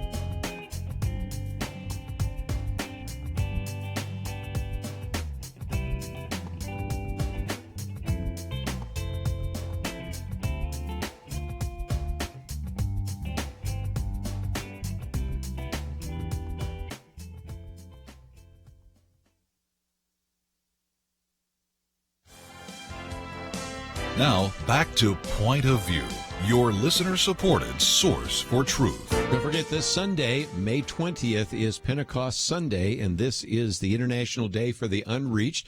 We talked about it back in March when we had Wayne Peterson with us, and now we're talking about it again. So we gave you a couple months advance warning. Now we're giving you 5 days advance warning. So either way, let me encourage you to do something to make a difference. There's some great resources on our website, but just before we run out of time here, let me come to you, Justin, for just a minute and talk about training. it does seem to me that there are some individuals that might say, I have always thought about going to the mission field. I'd never really thought about reaching out to an unreached people group. That would be outstanding, but how do I get trained? What's available? So the way Beyond's philosophy of training works is that we believe in giving you a little bit of information, a little bit of knowledge and practical training, and then encouraging you to go do. So it's learn and then do, and then come back with some feedback and further coaching and further mentoring. We have several opportunities for that. One is the every 2 weeks discipleship nugget training, which is usually either a case study or a very practical, like recently we had one on how to hold spiritual conversations, how to prayer walk, these types of things. Mm-hmm. So you can learn, discuss in a small group, and then go do in the next 2 weeks. We also offer a multi-week, we call it Phase 1. It's how to make disciples in your home culture. Every candidate that comes through Beyond goes through this Phase 1 training first. It's about 15 weeks. And again, it's very practical because what we believe in doing is we train you using, we call them discovery principles straight out of Scripture. We train you, and then you go and you do and implement. So in Phase 1, you're going to be learning to go out and prayer walk. You're going to be practically going out and looking for people of peace. You're going to be practically going out and gathering groups. And you learn to do that in your home culture. What we're looking for are people who are obedient, essentially, people who are willing to implement. Then Phase 2 is overseas, where you go and you do the same exact thing, but we layer a cross-cultural element on it. Anybody can come to Phase 1. So if you would like to come and get that training and have the practical experience and have the ongoing coaching and mentoring, we believe in basically a just-in-time training approach where you get exactly what you need to implement now. And then as you implement, you'll come up with questions, and that spurs on the next phase of training. One of the things, Kent, that's changed, and you and I are a little bit older, so we can appreciate this, is the internet. And you were talking about, for example, the Zoom opportunity that exists out there. It's just a lot different than in the old days where everybody had to travel to a location or a seminary or a Bible college, or if you wanted to be trained, you had to go to that particular mission organization.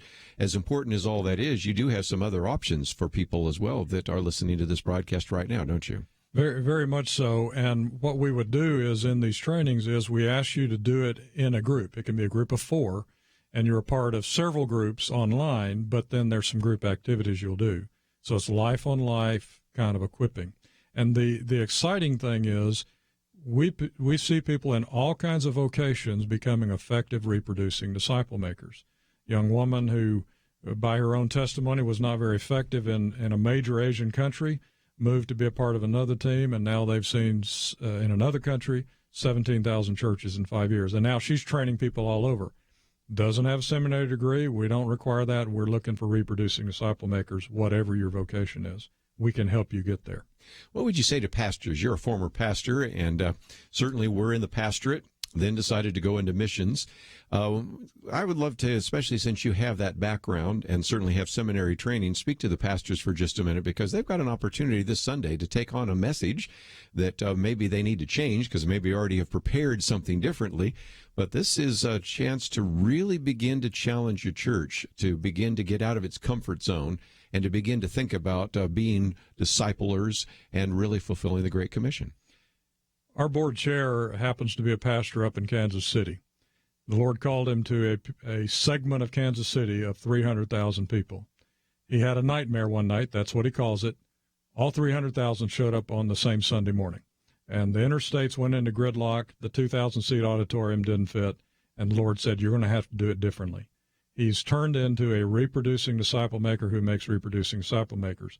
Most of their church, actually, they start churches with no intent to ever bring them to the church campus, which they still have. Mm-hmm. There is a church that meets on their church campus.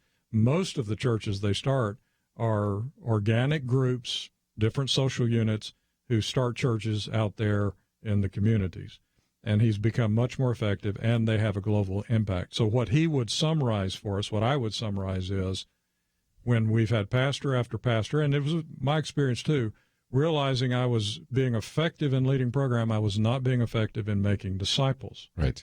And to help pastors learn how to make reproducing disciples, it's so freeing, it's so much more impactful. Well, and again, that's the only way to do it, because if you're trying to grow arithmetically, you can see how we're losing ground all the time. But if you're growing exponentially by using the discipleship principle, it's going to be looking a lot different.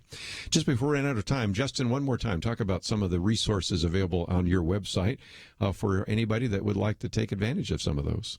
Well, on mine, you have the essays, you have charts and graphs and maps, you have biographies, and you have prayer guides, because probably the first step that's most important for everybody who's contemplating a missions career is to begin praying for unreached people groups. Everything begins in prayer. If you want to know where God's calling you, it starts in prayer, and I can't recommend something better than some of the prayer guides that are out there right now. Oh, very good.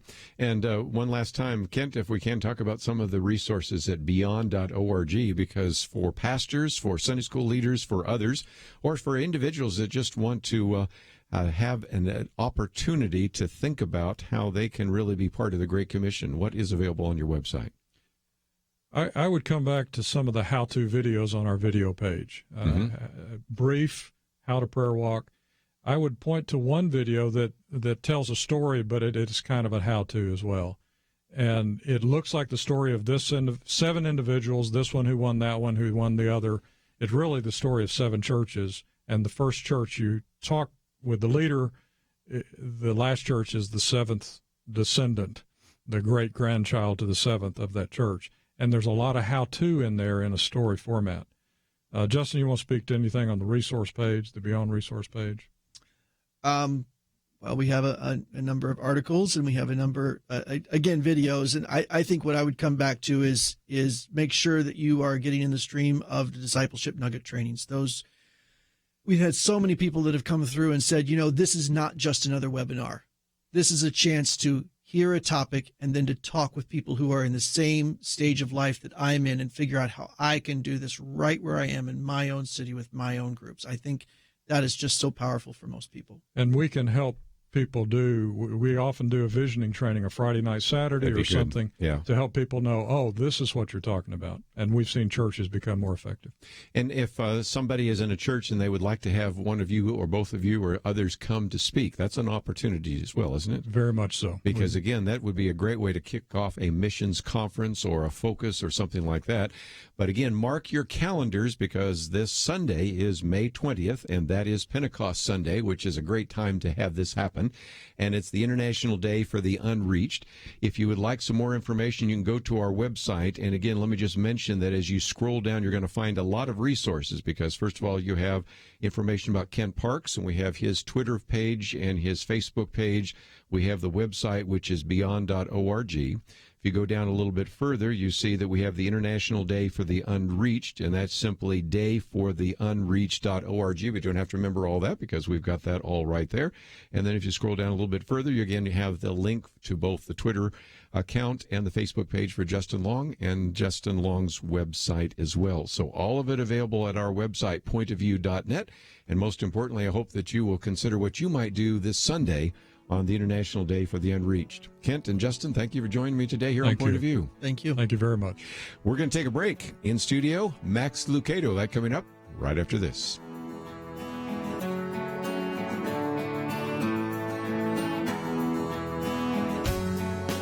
Is religious freedom still a cornerstone of the Republic, or has it effectively been crushed by the forces of tolerance? America needs Christians to be informed and as unified as possible, applying God's wisdom to civic life.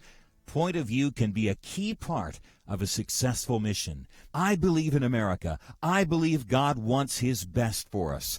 We can face whatever the world throws at us as long as we stand together. If you have not signed on, please do it now.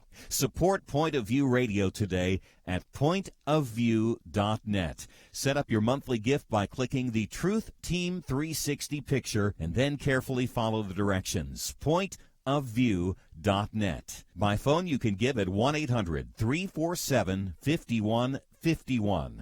800-347-5151. Or mail that first donation to Point of View, Box 30, Dallas, Texas 75221. Box 30, Dallas 75221 or call us 800-347-5151. Point of View will continue after this.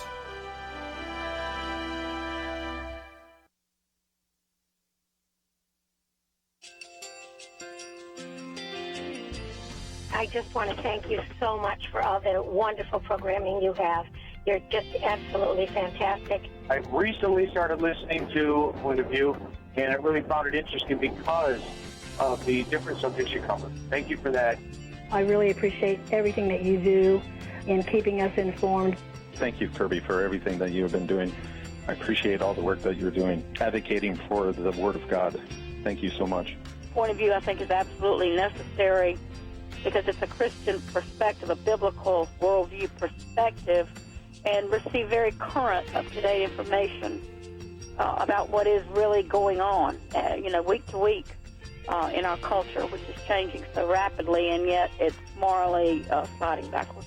Yeah, I'm just, first of all, I thank you guys. Y'all's program is wonderful, and enjoy it every day. I learn so much every time I listen to it. Point of View Radio Talk Show.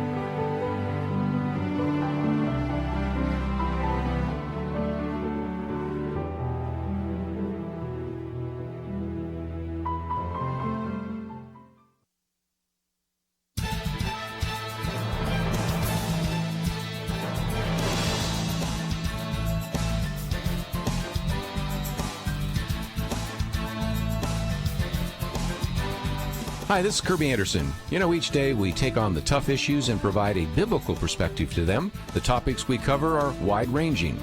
Apologetics, theology, prophecy, creation and evolution, intelligent design, marriage, family, child-rearing, the millennial generation, trends in society, politics, economics, business, religious liberty, the Constitution, public policy, foreign policy, military policy, tensions in the Middle East, abortion, homosexuality, pornography, sexual ethics, media, technology, history, and America's godly heritage.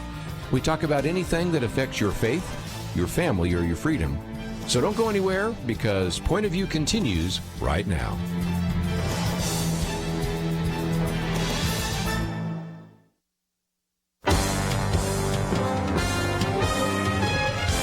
Across America, live. This is Point of View.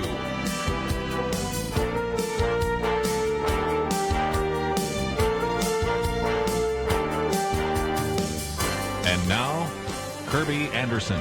Well, as we've been advertising, we have in studio with us today our good friend Max Lucado, author of so many great books, and an individual that I really want you to begin to watch for another book coming out, Unshakable Hope, Building Our Lives on the Promises of God.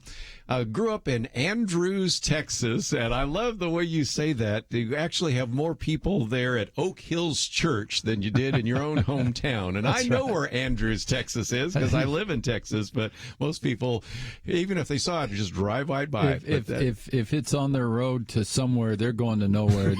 It's a great little town, though. Every so often I'll meet somebody from West Texas, and I'll ask them if they've heard of Andrews, and if they're from there, they have. But it's a small spot. Yeah.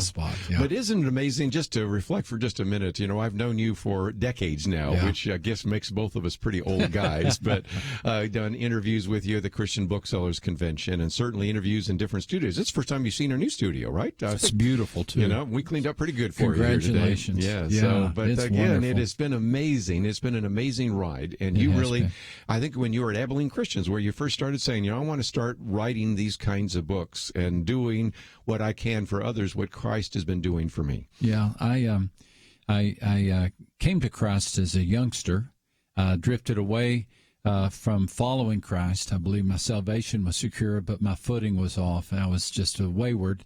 At the age of 20, I came back to faith, and then I began thinking about ministry. I wanted to become a missionary, and to prepare for mission work, I stayed and I went to seminary. And that's when I first got interested in writing. And so I started writing actually in Brazil. I went ahead and became a missionary. Yeah, I remember that. I was there from 1983 to 1988. And that's where my first books were published, and moved to San Antonio in 1988, and I've been at the same church ever since. Yeah. Well, Oak Hills has been very generous to you, because I think, as I understand, you kind of preach half the year, and then you have a chance to travel and write the other half of the year. So. That changed a bit somewhat last year. I returned to the role of senior pastor in April of 2017. And I'll stay there for the foreseeable future. Even that said, they still give me plenty of time to do what I do. It's been a really happy relationship with that church. One of the books that precedes this one is the one on anxiety. And I know that you wrote that because you've run into so many people that are really upset, they're tense, they're concerned. And in some respects, I'd love to reflect on that book for just a minute. Would you mind? Because that's really something that I know was a deeply felt issue in your life. One of the advantages of writing as a pastor is that all of my books come out of material I prepare for the sermons, and then my sermons come out of just good conversations that I have, not just with people who are struggling, but people who are just living life. And so one of the advantages, I think, of being a pastor who writes, like a John MacArthur or a Chuck Swindoll and David Jeremiah, is that we get to connect with folks. And I really was sensing a level of anxiety, Kerby, a couple of years ago, has continued to sense it. And the fact the book has really resonated with people. The amount of depression, the level of just usage of pharmaceutical treatments for anxiety has skyrocketed. And so I wanted to explore that. I explored that with the church, explored it with many, just reading on my own. I think just about any book on anxiety that was out at the time I bought and either read or scanned. And it was a very incredible experience for me to learn. And myself, I battle with anxiety. All of us have fears or concerns about tomorrow. And learning to manage that anxiety, I think, is a very essential part of being a follower of Christ and just being a happy human being. What would you say to pastors, since you are a pastor, to address that issue? Because so often our messages are either exegetical and are certainly focused on a particular passage, or the emphasis always is we're all supposed to be positive and those kinds of things. And this one is a little more, it dug deeper. And it seems to me that pastors could really have an opportunity to minister to their congregation right now. Really do. And there are so many passages in the Bible that deal with anxiety. Mm-hmm. I selected the Philippians 4 passage because it simply says, be anxious for nothing. And unpack that throughout the book, as well as unpacked it during a sermon series. I think it's helpful to, when you're talking about anxiety, to defuse the big question in the room, and that is, am I a Christian if I still battle anxiety? Yeah. And there are those who would say, I must not really be a Christian or I wouldn't fight this. And just the opposite is the case. I think that when Christians are trying to follow Christ, the devil just comes at us with all kinds of fears. And Jesus in the Garden of Gethsemane experienced some level of fear, anxiety. He didn't succumb to the fear and he wasn't overcome by the fear, but he had to face it and he prayed his way through it.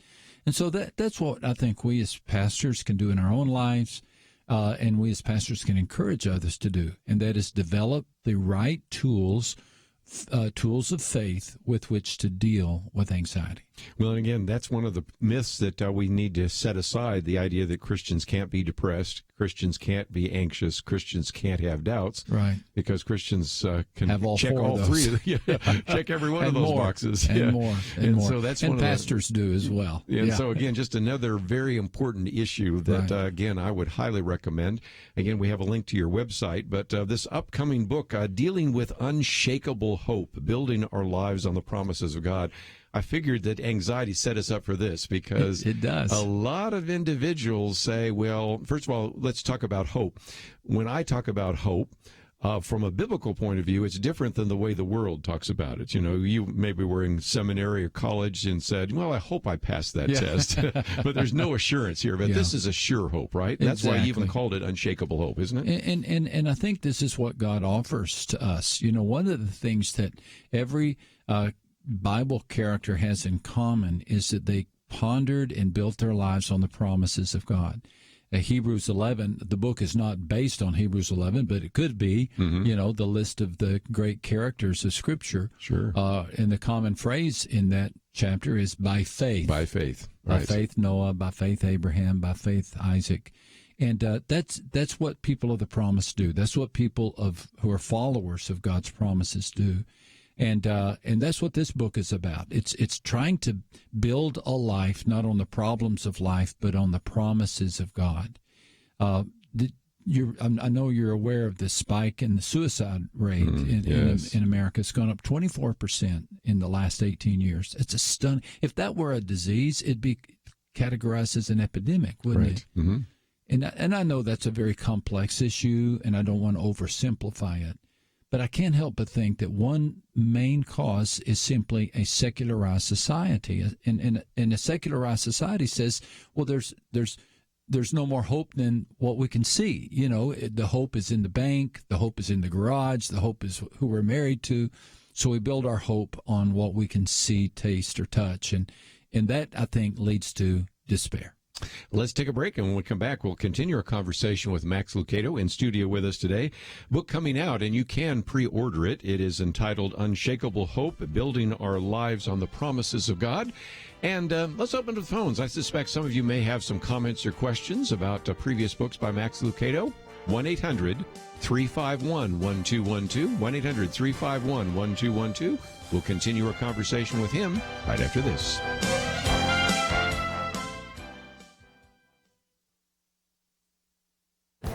This is Viewpoints with Kerby Anderson. Over the last year, we have been hearing that the judges that President Trump has been appointing to the bench have been faithful to the Constitution. But few of us have time to read any of their opinions and determine that for ourselves. So today I want to summarize the first opinion rendered by Judge James Ho, who now serves on the Fifth Circuit Court of Appeals. Here is the opening line of his opinion. He says, the unfortunate trend in modern constitutional law is not only to create rights that appear nowhere in the Constitution, but also to disfavor rights expressly enumerated by our founders. For years, constitutional conservatives have longed to read this kind of sentence from federal judges. He wrote this dissent on a case that was to determine whether a $350 limit on political contributions was constitutional. He questioned the right of government to limit political participation. As citizens, he wrote, we enjoy the fundamental right to express our opinions on who does or does not belong in elected office. He also went beyond the decision at hand to observe that if you don't like big money in politics, then you should oppose big government in our lives. He also reasons that if you're going to ask taxpayers to devote a substantial percentage of their hard-earned income to fund the innumerable activities of various forms of government, then you should, at the very least, allow citizens to spend a fraction of that amount to speak out about how the government should spend their money. It's going to be fun to watch the career of Judge James Ho. Who knows, he might even someday become the first Asian American to serve on the Supreme Court. I'm Kerby Anderson, and that's my point of view.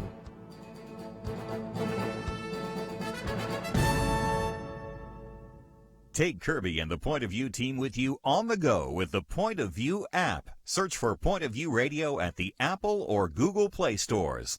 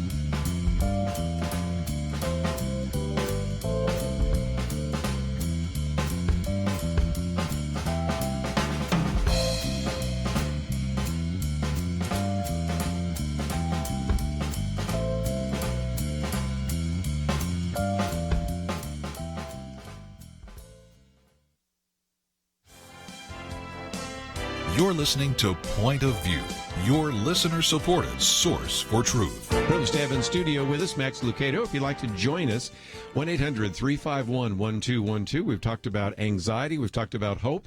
And let's open up the phones to give you a chance if you'd like to join the conversation. I know many of you have read many of the books by Max Lucado. Maybe you've always wanted to chat with him or ask him a question about one of his books. We certainly are privileged to have him in studio. Let me just mention that if you are interested in his book, we have a link so that you can actually pre-order it, and I think you're going to find that really helpful.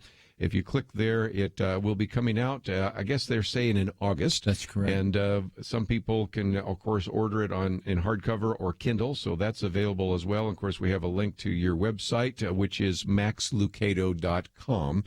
Easy to find there, and a lot of information. And they can also sign up for your weekly devotionals. That's something that is a great resource as well, isn't it? Yeah. You know, this day and age, there's so many things you can do as you do and know so well, and do so well and know well, online. And so we try to take full advantage of trying to do better even at doing more and more FaceTime, Facebook Live events, and we have a daily email that goes out, and we have regular blogs that go up. So it's just it's a great season to be involved in using all of these social media to get good news out. You know, this is a time when, again, the issue of hope is really important. You mentioned suicide. Let me add one more statistic, which I've looked at, and that is the number of people who have died of drug overdoses, most of those due to the opioid problem. And Max, just to put this in perspective, there were more people last year that died of these drug overdoses than all the soldiers that died during the Vietnam War. Oh, my goodness. Now, get that in your head for just a and minute. That's just last year? Yeah, just last year. So think about when you've gone to Washington, D.C., and you've seen the wall, and you see all the names of all those people. And they were actually, and when I first heard it, I said no. But you know me, I like to look up the statistics. And I looked up and said, yeah, actually, there's more that have died just in 1 year than all the soldiers that died during Vietnam War. It's almost like we could put up a wall up every single year. Now, I recognize that some people go into drugs because they're addicted and some people for a variety of other reasons. But if there's ever been a time when we need the message of hope, it's really right now in the 21st century, isn't it? It really is. And I think what we're finding, Kerby, is that people are hungry for something more than just my opinion or the opinions of Washington or the opinions of the guy down the street. They want to know, is there a God? What's the heart of God? And what does God have to say about my life? And there are so many ways we could answer questions like that. And this particular book answers the questions through the theme of promises. Promises, yeah. Did you know there's well over 7,000 promises in the Bible? 7,000 promises. Yeah. So don't think for a second this book is an exhaustive treatise of all the promises. But you know, there's something about building your life on a promise. You know, like Romans 8 and verse 1, there is now therefore no condemnation for those who are in Christ Jesus. Mm-hmm. If I can build my life on a promise like that, if I can kind of take that promise, make it a building block in my life, and then when I stumble, when I fall, rather than fall into the pit of endless guilt, I can say, okay, I messed up, but I'm going to stand on this promise. There is no condemnation for those who are in Christ Jesus. Mm-hmm. Well, that creates an entirely different kind of person than the person who builds their life on the circumstances of life. And this isn't anything new. Jesus said that there's really two kinds of people. Some people build their house on sand. Some people build their house on the rock. And when the storm comes, our character or the stature type of our foundation is revealed. Mm-hmm. Storms come to us all. Right.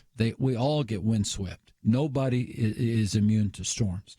The difference is upon what are we building our lives. Yes. Well, again, Romans 8, the idea of no condemnation. What a great promise to stand on as well. It seems to me one of the things, Max, that comes back to those promises is the need for us to study God's Word and to really memorize God's Word, because you know when you're being attacked or when you're emotionally distraught, certainly bringing to mind one of God's promises in your mind is going to be very helpful in dealing with some of the anxiety that you might feel if you're not actually resting on those promises. There is no doubt about that. And you know, in this book, all I did is I took about 14 of the promises that, that have meant a lot to me over these 40 years of ministry. I found them to be, I call them go-to promises. Like Psalm 30 and verse 5, weeping may come with the night, but joy comes with the morning. Just a simple phrase. I mean, you could put it on a bumper sticker, mm-hmm. but that tells me that's a realistic view of life. Okay, weeping comes with the night. I'm going to have trouble. I'm going to have times in which I weep. As a pastor, it doesn't take just a second to think of people who right now are weeping for the loss of a child, weeping for the loss of a job. But I get to say to them, but joy comes. Joy comes. There's the promise right there. You hang on. Don't give up. This may be a dark time, but joy comes. Now, if nobody knew that, Kerby, if nobody knew that, well, no wonder the despair rate is so high, right? Because they think joy will never come. But if I can build my life on that promise that says, okay, I know I'm in a season of weeping right now. I get that. But you know what? I'm going to stand on this promise, and I don't know exactly when that joy is going to come. It may be tomorrow. It may be next year, but I'm going to hang in there. I'm going to build my life on that promise. That gives me hope. It gives me unshakable hope. Yes. And again, I think of people that have sat on that chair, actually in a wheelchair, Johnny Erickson Tata. Perfect. 50 years ago, finds herself in a situation where she's a quadriplegic, says, there is no hope, but ultimately the hope of Scripture gave her the idea that maybe there is something still left in my life. And look at the incredible blessing of Johnny and Friends, the blessing of her paintings and all of that, just an example of joy comes in the morning. It may be pretty dire and pretty discouraging right now. in her set of circumstances, or whatever circumstances some of our listeners are actually participating in right now. But joy comes in the morning. It does. And that's the kind of person that builds their life on the promises of God. You know, you can build your life on the pain of life. You can build your life on the problems of life. Mm-hmm. And we all know people who do both, and all of us have done both. And that creates a life that's fragile, easily destroyed. But you can build your life on God's promises. You can take these 7,000 promises that are in the Bible, and you can do what the Apostle Paul did, what Mary, the mother of Jesus, did, what Abraham did. What people of the Scripture did is they said, okay, instead of building my life on these problems or the pain or the circumstances, I'm going to stand strong on the promises of God. And that unites us with God's hope, and it gives us hope to face tomorrow. You know, again, you mentioned Hebrews 11. It really isn't based on that, but you go back to Hebrews 11, you realize we are dealing with the whole range of humanity. You have Enoch. I mean, how can I relate to someone who doesn't even die, just goes to be with the Lord, for example? And how can I relate to Abraham and Moses? But then you got Rahab the harlot, and you got the whole range of humanity. And I think it reminds us, Max, that when we talk about hope, every individual, there is not like super saints and the rest of us. You know, these were people like us who were struggling with issues of hope and anxiety and tension and pain and frustration and doubt as well. Absolutely. You have some people in the Bible who were witnesses and participants in supernatural miracles, no doubt, like Moses. But then you have other people like Joseph. Joseph, as far as we know, never participated in a supernatural miracle, yet he protected the nation of Israel, indeed protected the Egyptian nation during a time of famine. I believe because he decided what was intended as evil, God could use for good. Mm-hmm. That was a passage that, we find Genesis 50:20 in the story of Joseph. Right. It was a promise upon which he had built his life. Take David, the shepherd. I don't think there's any miracles associated with his life. You might call bringing Goliath down, the giant, a miracle. Yet, at the same time, the resolve of young shepherd boy David going into that battle was, the battle belongs to the Lord. Yes. You know, there's a promise right there. Somebody right now is facing a Goliath, a giant. Mm-hmm. And what David would say to that person is, you're in a battle, but the battle belongs to the Lord. In other words, you're not fighting by yourself. You're fighting in the power and in the presence of God, and He is in charge of this battle. So receive that deep, so deep in your heart that it gives you some hope, because it's when we run out of hope, that's when we begin to run out of life. Unshakable Hope is what we are talking about today, and let's take a break, and when we come back, we'll start taking some phone calls. 1-800-351-1212. Max Lucado with us. Perhaps you have a comment or a question, maybe even want to hear a pastor's heart on the circumstances that you are facing. Maybe you're facing a Goliath. Maybe you're facing a battle. Maybe you've been struggling with anxiety. Those are just a few of the topics we put on the table. And when you think of all the things Max Lucado has written about, I think we can probably cover a lot of those. So we will do so.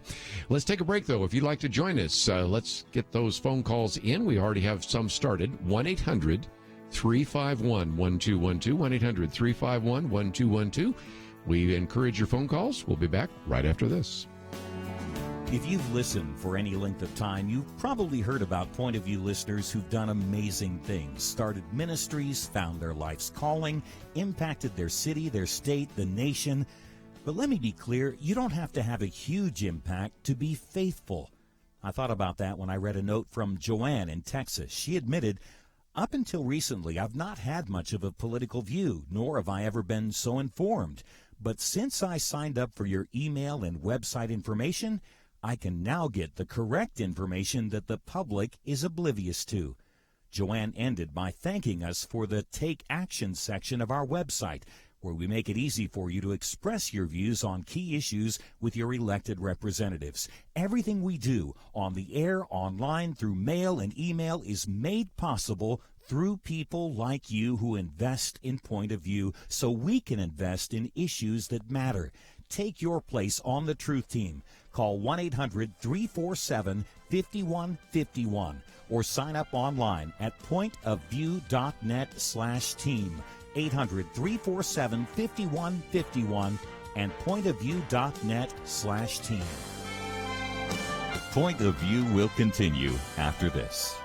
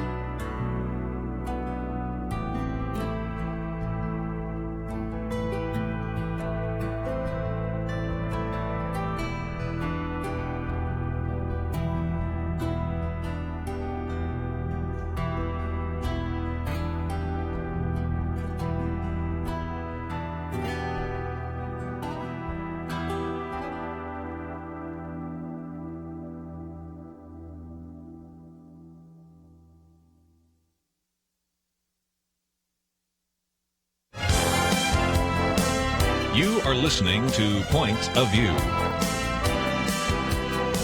The opinions expressed on Point of View do not necessarily reflect the views of the management or staff of this station.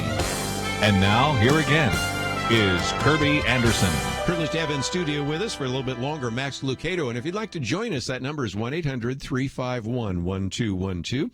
And we'll head out first, North Carolina. Roy, thank you for joining our conversation today. You're on with Max Lucado. How you doing there, Mr. Max Lucado? Hello, sir. How's it going today? Just fine, and God bless you and the other hosts of this blessed show here. I missed the first beginning of airing of the show, and I understood that you all was talking about the missionary work of the church, and then I caught this part here, and I was trying to catch the other part, and I missed it. Apologize for that, and I wanted to comment because it ties into it. Sure. Also. And by the way, if you didn't have a chance to hear it, you can go to our website, pointofview.net, or you can go to the YouTube channel and listen to the conversation we had on the International Day of Prayer for the Unreached. So that's available to you. But today we're talking about hope and anxiety. What's your thoughts? Yes, sir. Well, hope and anxiety. When you all mentioned the figures about how many lives were lost to the opioid addiction that we have here in the United States, and compared it to how many lives that we actually lost in Vietnam, which I was a part of that, and I look at that and I says, oh my God, and then the first thing came to my mind is I wanted to ask a question, in order to, we know somewhat of the causes and why they are turning to drugs, but my question and concern was, is the body of church, or is the body of Christ actually turning their focus into that missionary, into that field there, because there's like the scripture said, the harvest is plenteous, but the labors are few. And I was wondering, is the body of Christ turning and saying that we gotta focus on this too, and we just can't focus abroad, and everything, because all I hear is about abroad, and I'm not against that by no means, shape, or form, but I'm just wondering, is any attention being paid there? Sure. And again, we are to reach out to Jerusalem and Samaria and the uttermost parts of the world. So it's not an either or. I think we have a mission field in our backyard. And, of course, we have a mission field of unreached people. But what about this? So there are just a lot of hurting people. If there has ever been an opportunity for the gospel to make a difference, I would think it is right now, because it's almost like humanism and secularism has sort of played itself out, and people are saying, there's nothing there. And so this is an opportunity for us in the body of Christ, isn't there? I think you're absolutely right. I think that there's some phenomenon that you and I have observed in our lifetimes. When I became a Christian back when I was about 20, I was already a Christian when I returned to Christ when I was 20 years old. There was much discussion about denominations. Are you a Baptist? Are you a Methodist? Do you attend a Church of Christ? And there was conflict, between those groups. Now I think that we've put aside our differences in such a wonderful way, and we've decided we have a much healthier understanding that we can respectfully disagree on certain doctrines and hold to the core doctrine of the identity of Christ, the death, burial, and resurrection, and infallibility of Scripture, the return of Christ. We have our core doctrines, and we can build a healthy fellowship on that. Well, that wasn't so much the case, 40 and 50 years ago. I think we've emerged. And I do think, like you've pointed out, that humanism and secularism have kind of run their play, and we're just getting a bit weary with the just the ugliness of life. And we're seeing that if you deny the reality of a good and loving God, and you question that there's something better than this life after this life, that takes its toll on people. And people are hungry now for somebody to come in with a clear and simple gospel and just say, here's a better option. And it's an invitation from Christ to trust him and to believe in the goodness of God. And I've seen kind of an uptick in evangelism. In a couple of weeks, we're going to have sitting in that chair somebody comes here pretty regularly, and that's Greg Laurie, because he's done some of these evangelistic outreaches. He'll have another one on June 10th. And it does seem to me that this is just an opportunity. So whether you're a platform evangelist, like, of course, former Billy Graham or now Greg Laurie, whether you're just talking to your next-door neighbor, this is, again, the value of some of your books. I mean, sometimes you can hand them a book on hope, hand them a book on anxiety, and it hits right exactly where they are. And they would be open to that in ways that in the previous generation maybe would have said, oh, that's a religious book, I'm not going to pay attention to that. Yeah, right? yeah. And you point out that the call of the church is to have a trifocal vision, we call it at our church, reaching out into Jerusalem, Judea, and the outermost parts of the earth. Jerusalem, Judea, Samaria, and the outermost parts of the earth. That's what Jesus said in Acts 1:8. So it's not an either or. My first call is to be a missionary on my own street, to love my neighbor, but then also to be a missionary to my version of Judea, Samaria, which is kind of my zip code, but different cultures, the ethnic pockets within my own zip code, and then have a compassion for those on the uttermost parts of the earth. So if each of us as Christians can seek to have that trifocal vision and understand there's value in each one of those segments that we need to reach, I think that's a balanced outreach. Yes, Ken, the value of hope. And so, Roy, thank you for a phone call. We'll get to another one in just a minute. But one of the questions that I think a lot of people would have in terms of this idea of hope is, how do I appropriate that in my own life? I mean, you've talked about the promises, but sometimes there's a disconnect between the head and the heart. There's a disconnect between what I read in Scripture and how I live my life. Do you address that at all in the book? I try to. I hope I've, my books have tended to be inspirational books. Yes. I try to increase the practical level. As communicators, we can tend to one of two extremes. We can be so practical we're dull, or we can attempt to be so inspirational, but we don't have any take home that people can apply to their lives.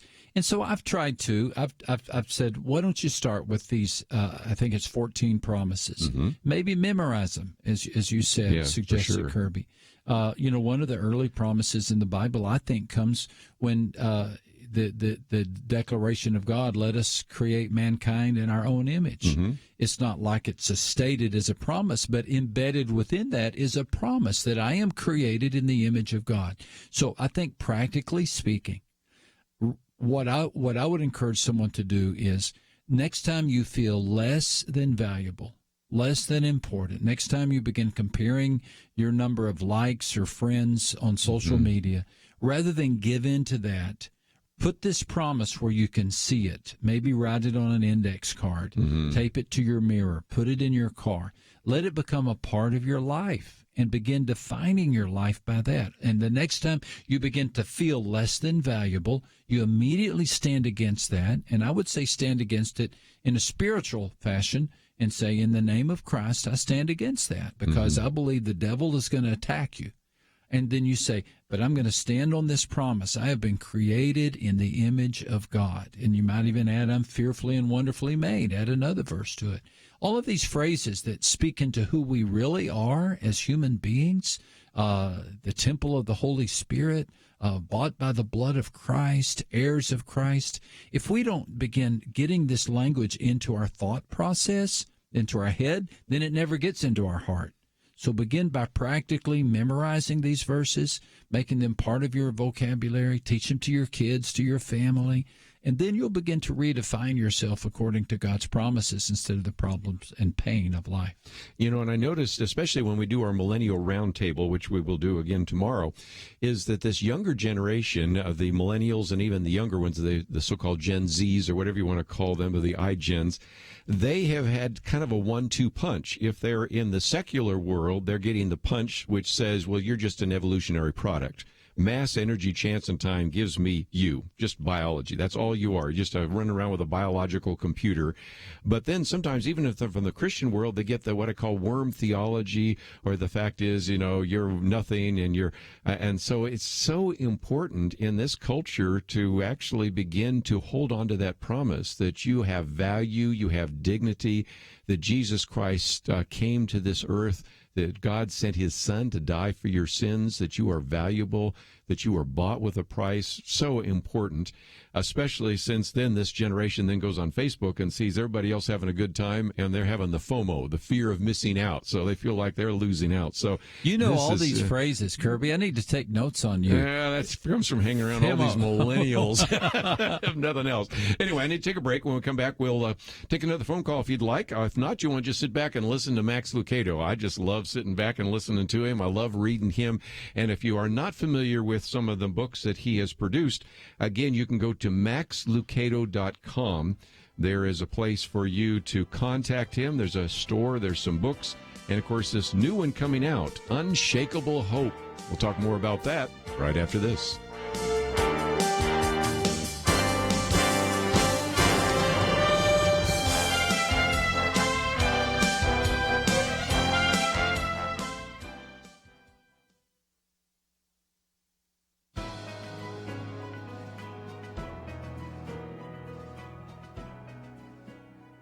Welcome to the First Liberty Briefing. I'm Jeremy Dice. According to the Fresno Bee, the Fresno City Council is considering adding the national motto, "In God We Trust," to the wall of the council chambers. But at least one local resident opposes the proposal. In the mind of one atheist protester, the delicate balance between church and state is upset entirely by the public display of these four words. And despite the fact that the atheist writes, quote, "Atheists like me feel the idea of God has little meaning," unquote, he encourages the local community to oppose a word which he believes has little meaning. One wonders how a word with such little meaning can violate the so-called separation of church and state, but that's another issue. Of course, if folks wanted to purchase the article in the Fresno Bee, they would do so with coins bearing the national motto since 1864. The City Council would be in good company with the United States House of Representatives, which has the motto emblazoned behind the Speaker's dais. And on the way to City Hall, residents may have to drive by police or sheriff's cruisers sporting the national motto. Throughout America's history, the national motto has been honored and celebrated as an expression of what it means to be an American. Any effort to prevent its display should be rejected as bald efforts to rewrite our history and destroy our heritage. To learn how First Liberty is protecting religious liberty for all Americans, visit firstliberty.org. You can learn how to protect religious freedom in the workplace, public schools, your church, the military, and more by downloading First Liberty's free Religious Liberty Protection Kits at firstliberty.org. That's firstliberty.org. If you want hope for religious freedom, go to firstliberty.org.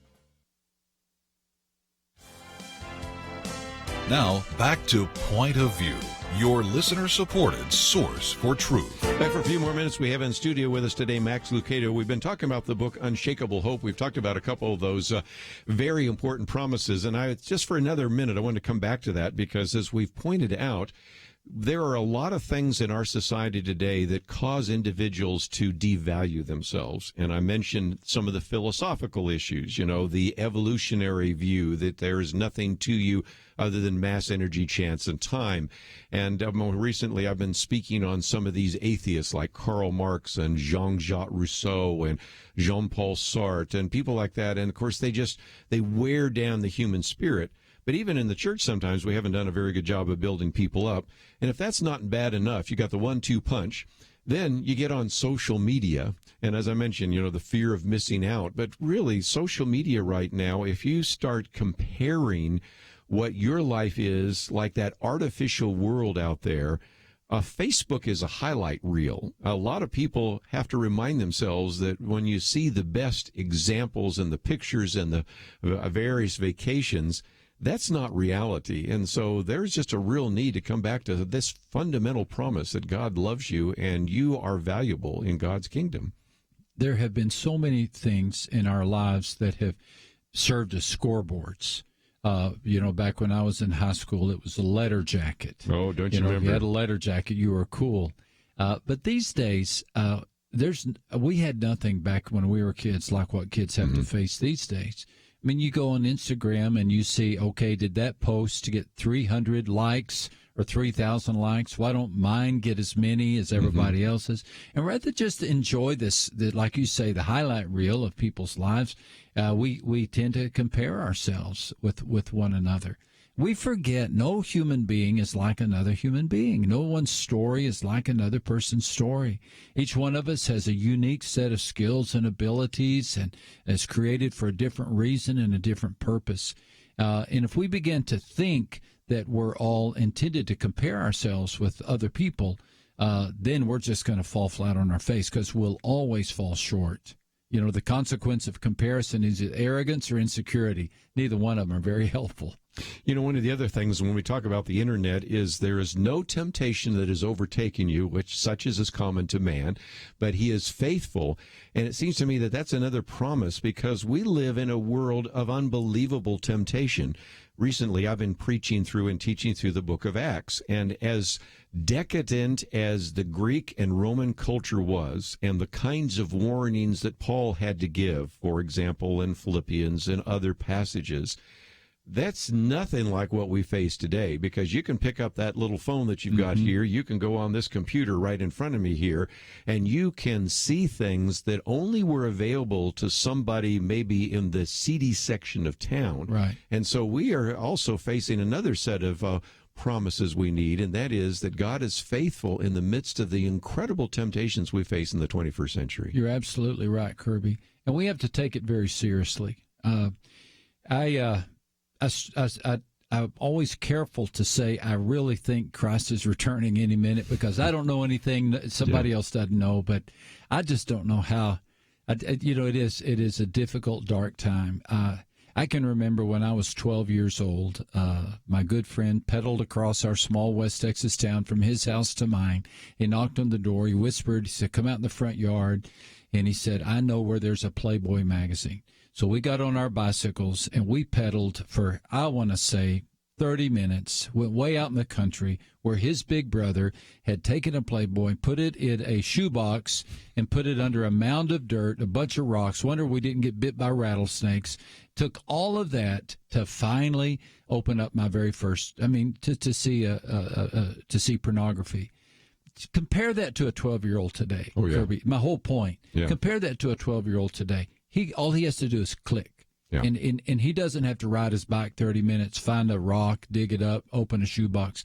And what he sees is 1,000 times more perverse than anything I was exposed to. Right. And so we've got to be very serious about our protection of our children and our protection about ourselves. I'm not ashamed to say that I have every possible protection on my phone. I have every possible protection on my computer. I drive our IT guys crazy because only they know at our church, only they know all the passwords.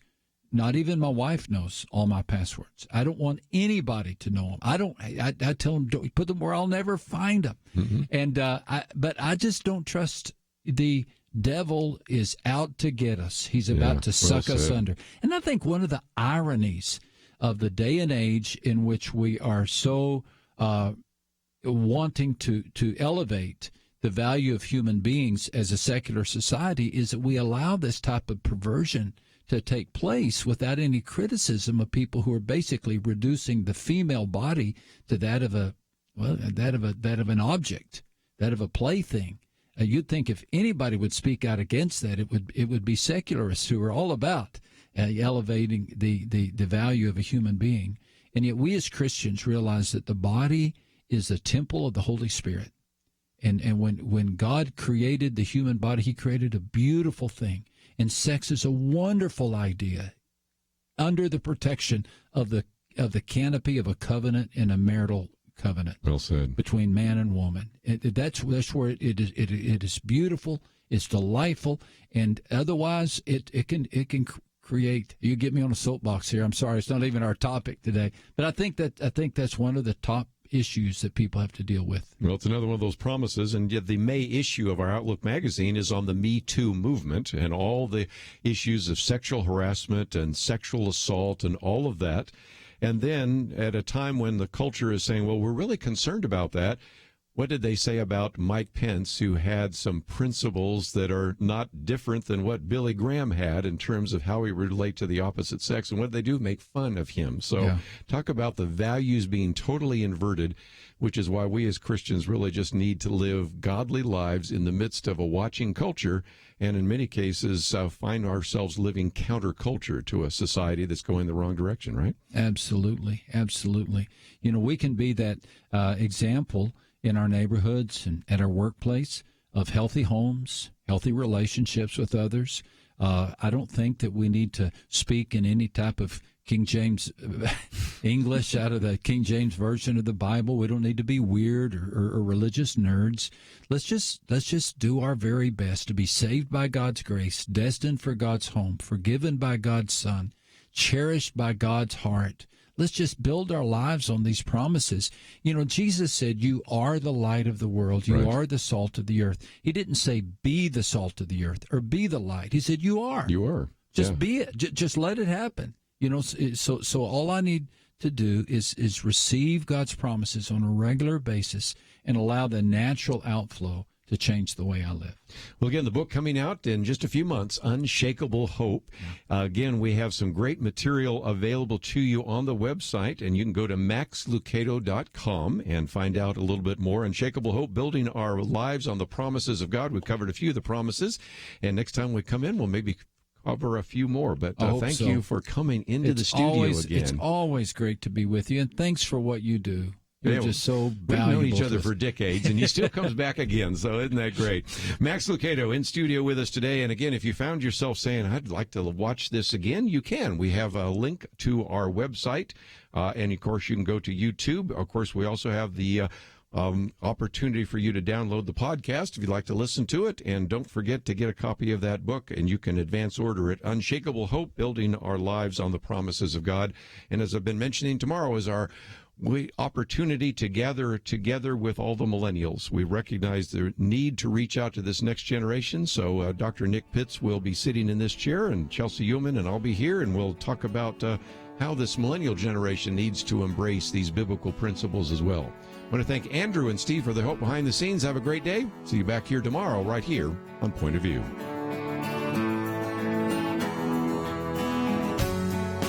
Is religious freedom still a cornerstone of the Republic, or has it effectively been crushed by the forces of tolerance? America needs Christians to be informed and as unified as possible, applying God's wisdom to civic life. Point of View can be a key part of a successful mission. I believe in America. I believe God wants His best for us. We can face whatever the world throws at us as long as we stand together. If you have not signed on, please do it now. Support Point of View Radio today at pointofview.net. Set up your monthly gift by clicking the Truth Team 360 picture and then carefully follow the directions. Pointofview.net. By phone, you can give at 1-800-347-5151. 800-347-5151. Or mail that first donation to Point of View, Box 30, Dallas, Texas 75221. Box 30, Dallas 75221. Or call us 800-347-5151. Point of View is produced by Point of View Ministries.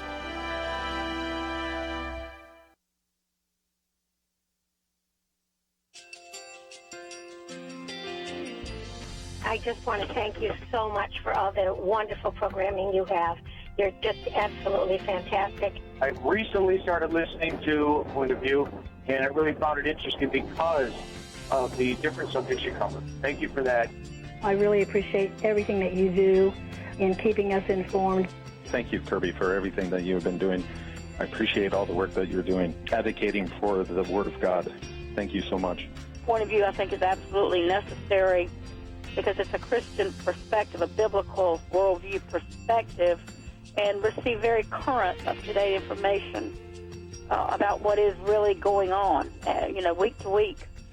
in our culture, which is changing so rapidly, and yet it's morally sliding backwards.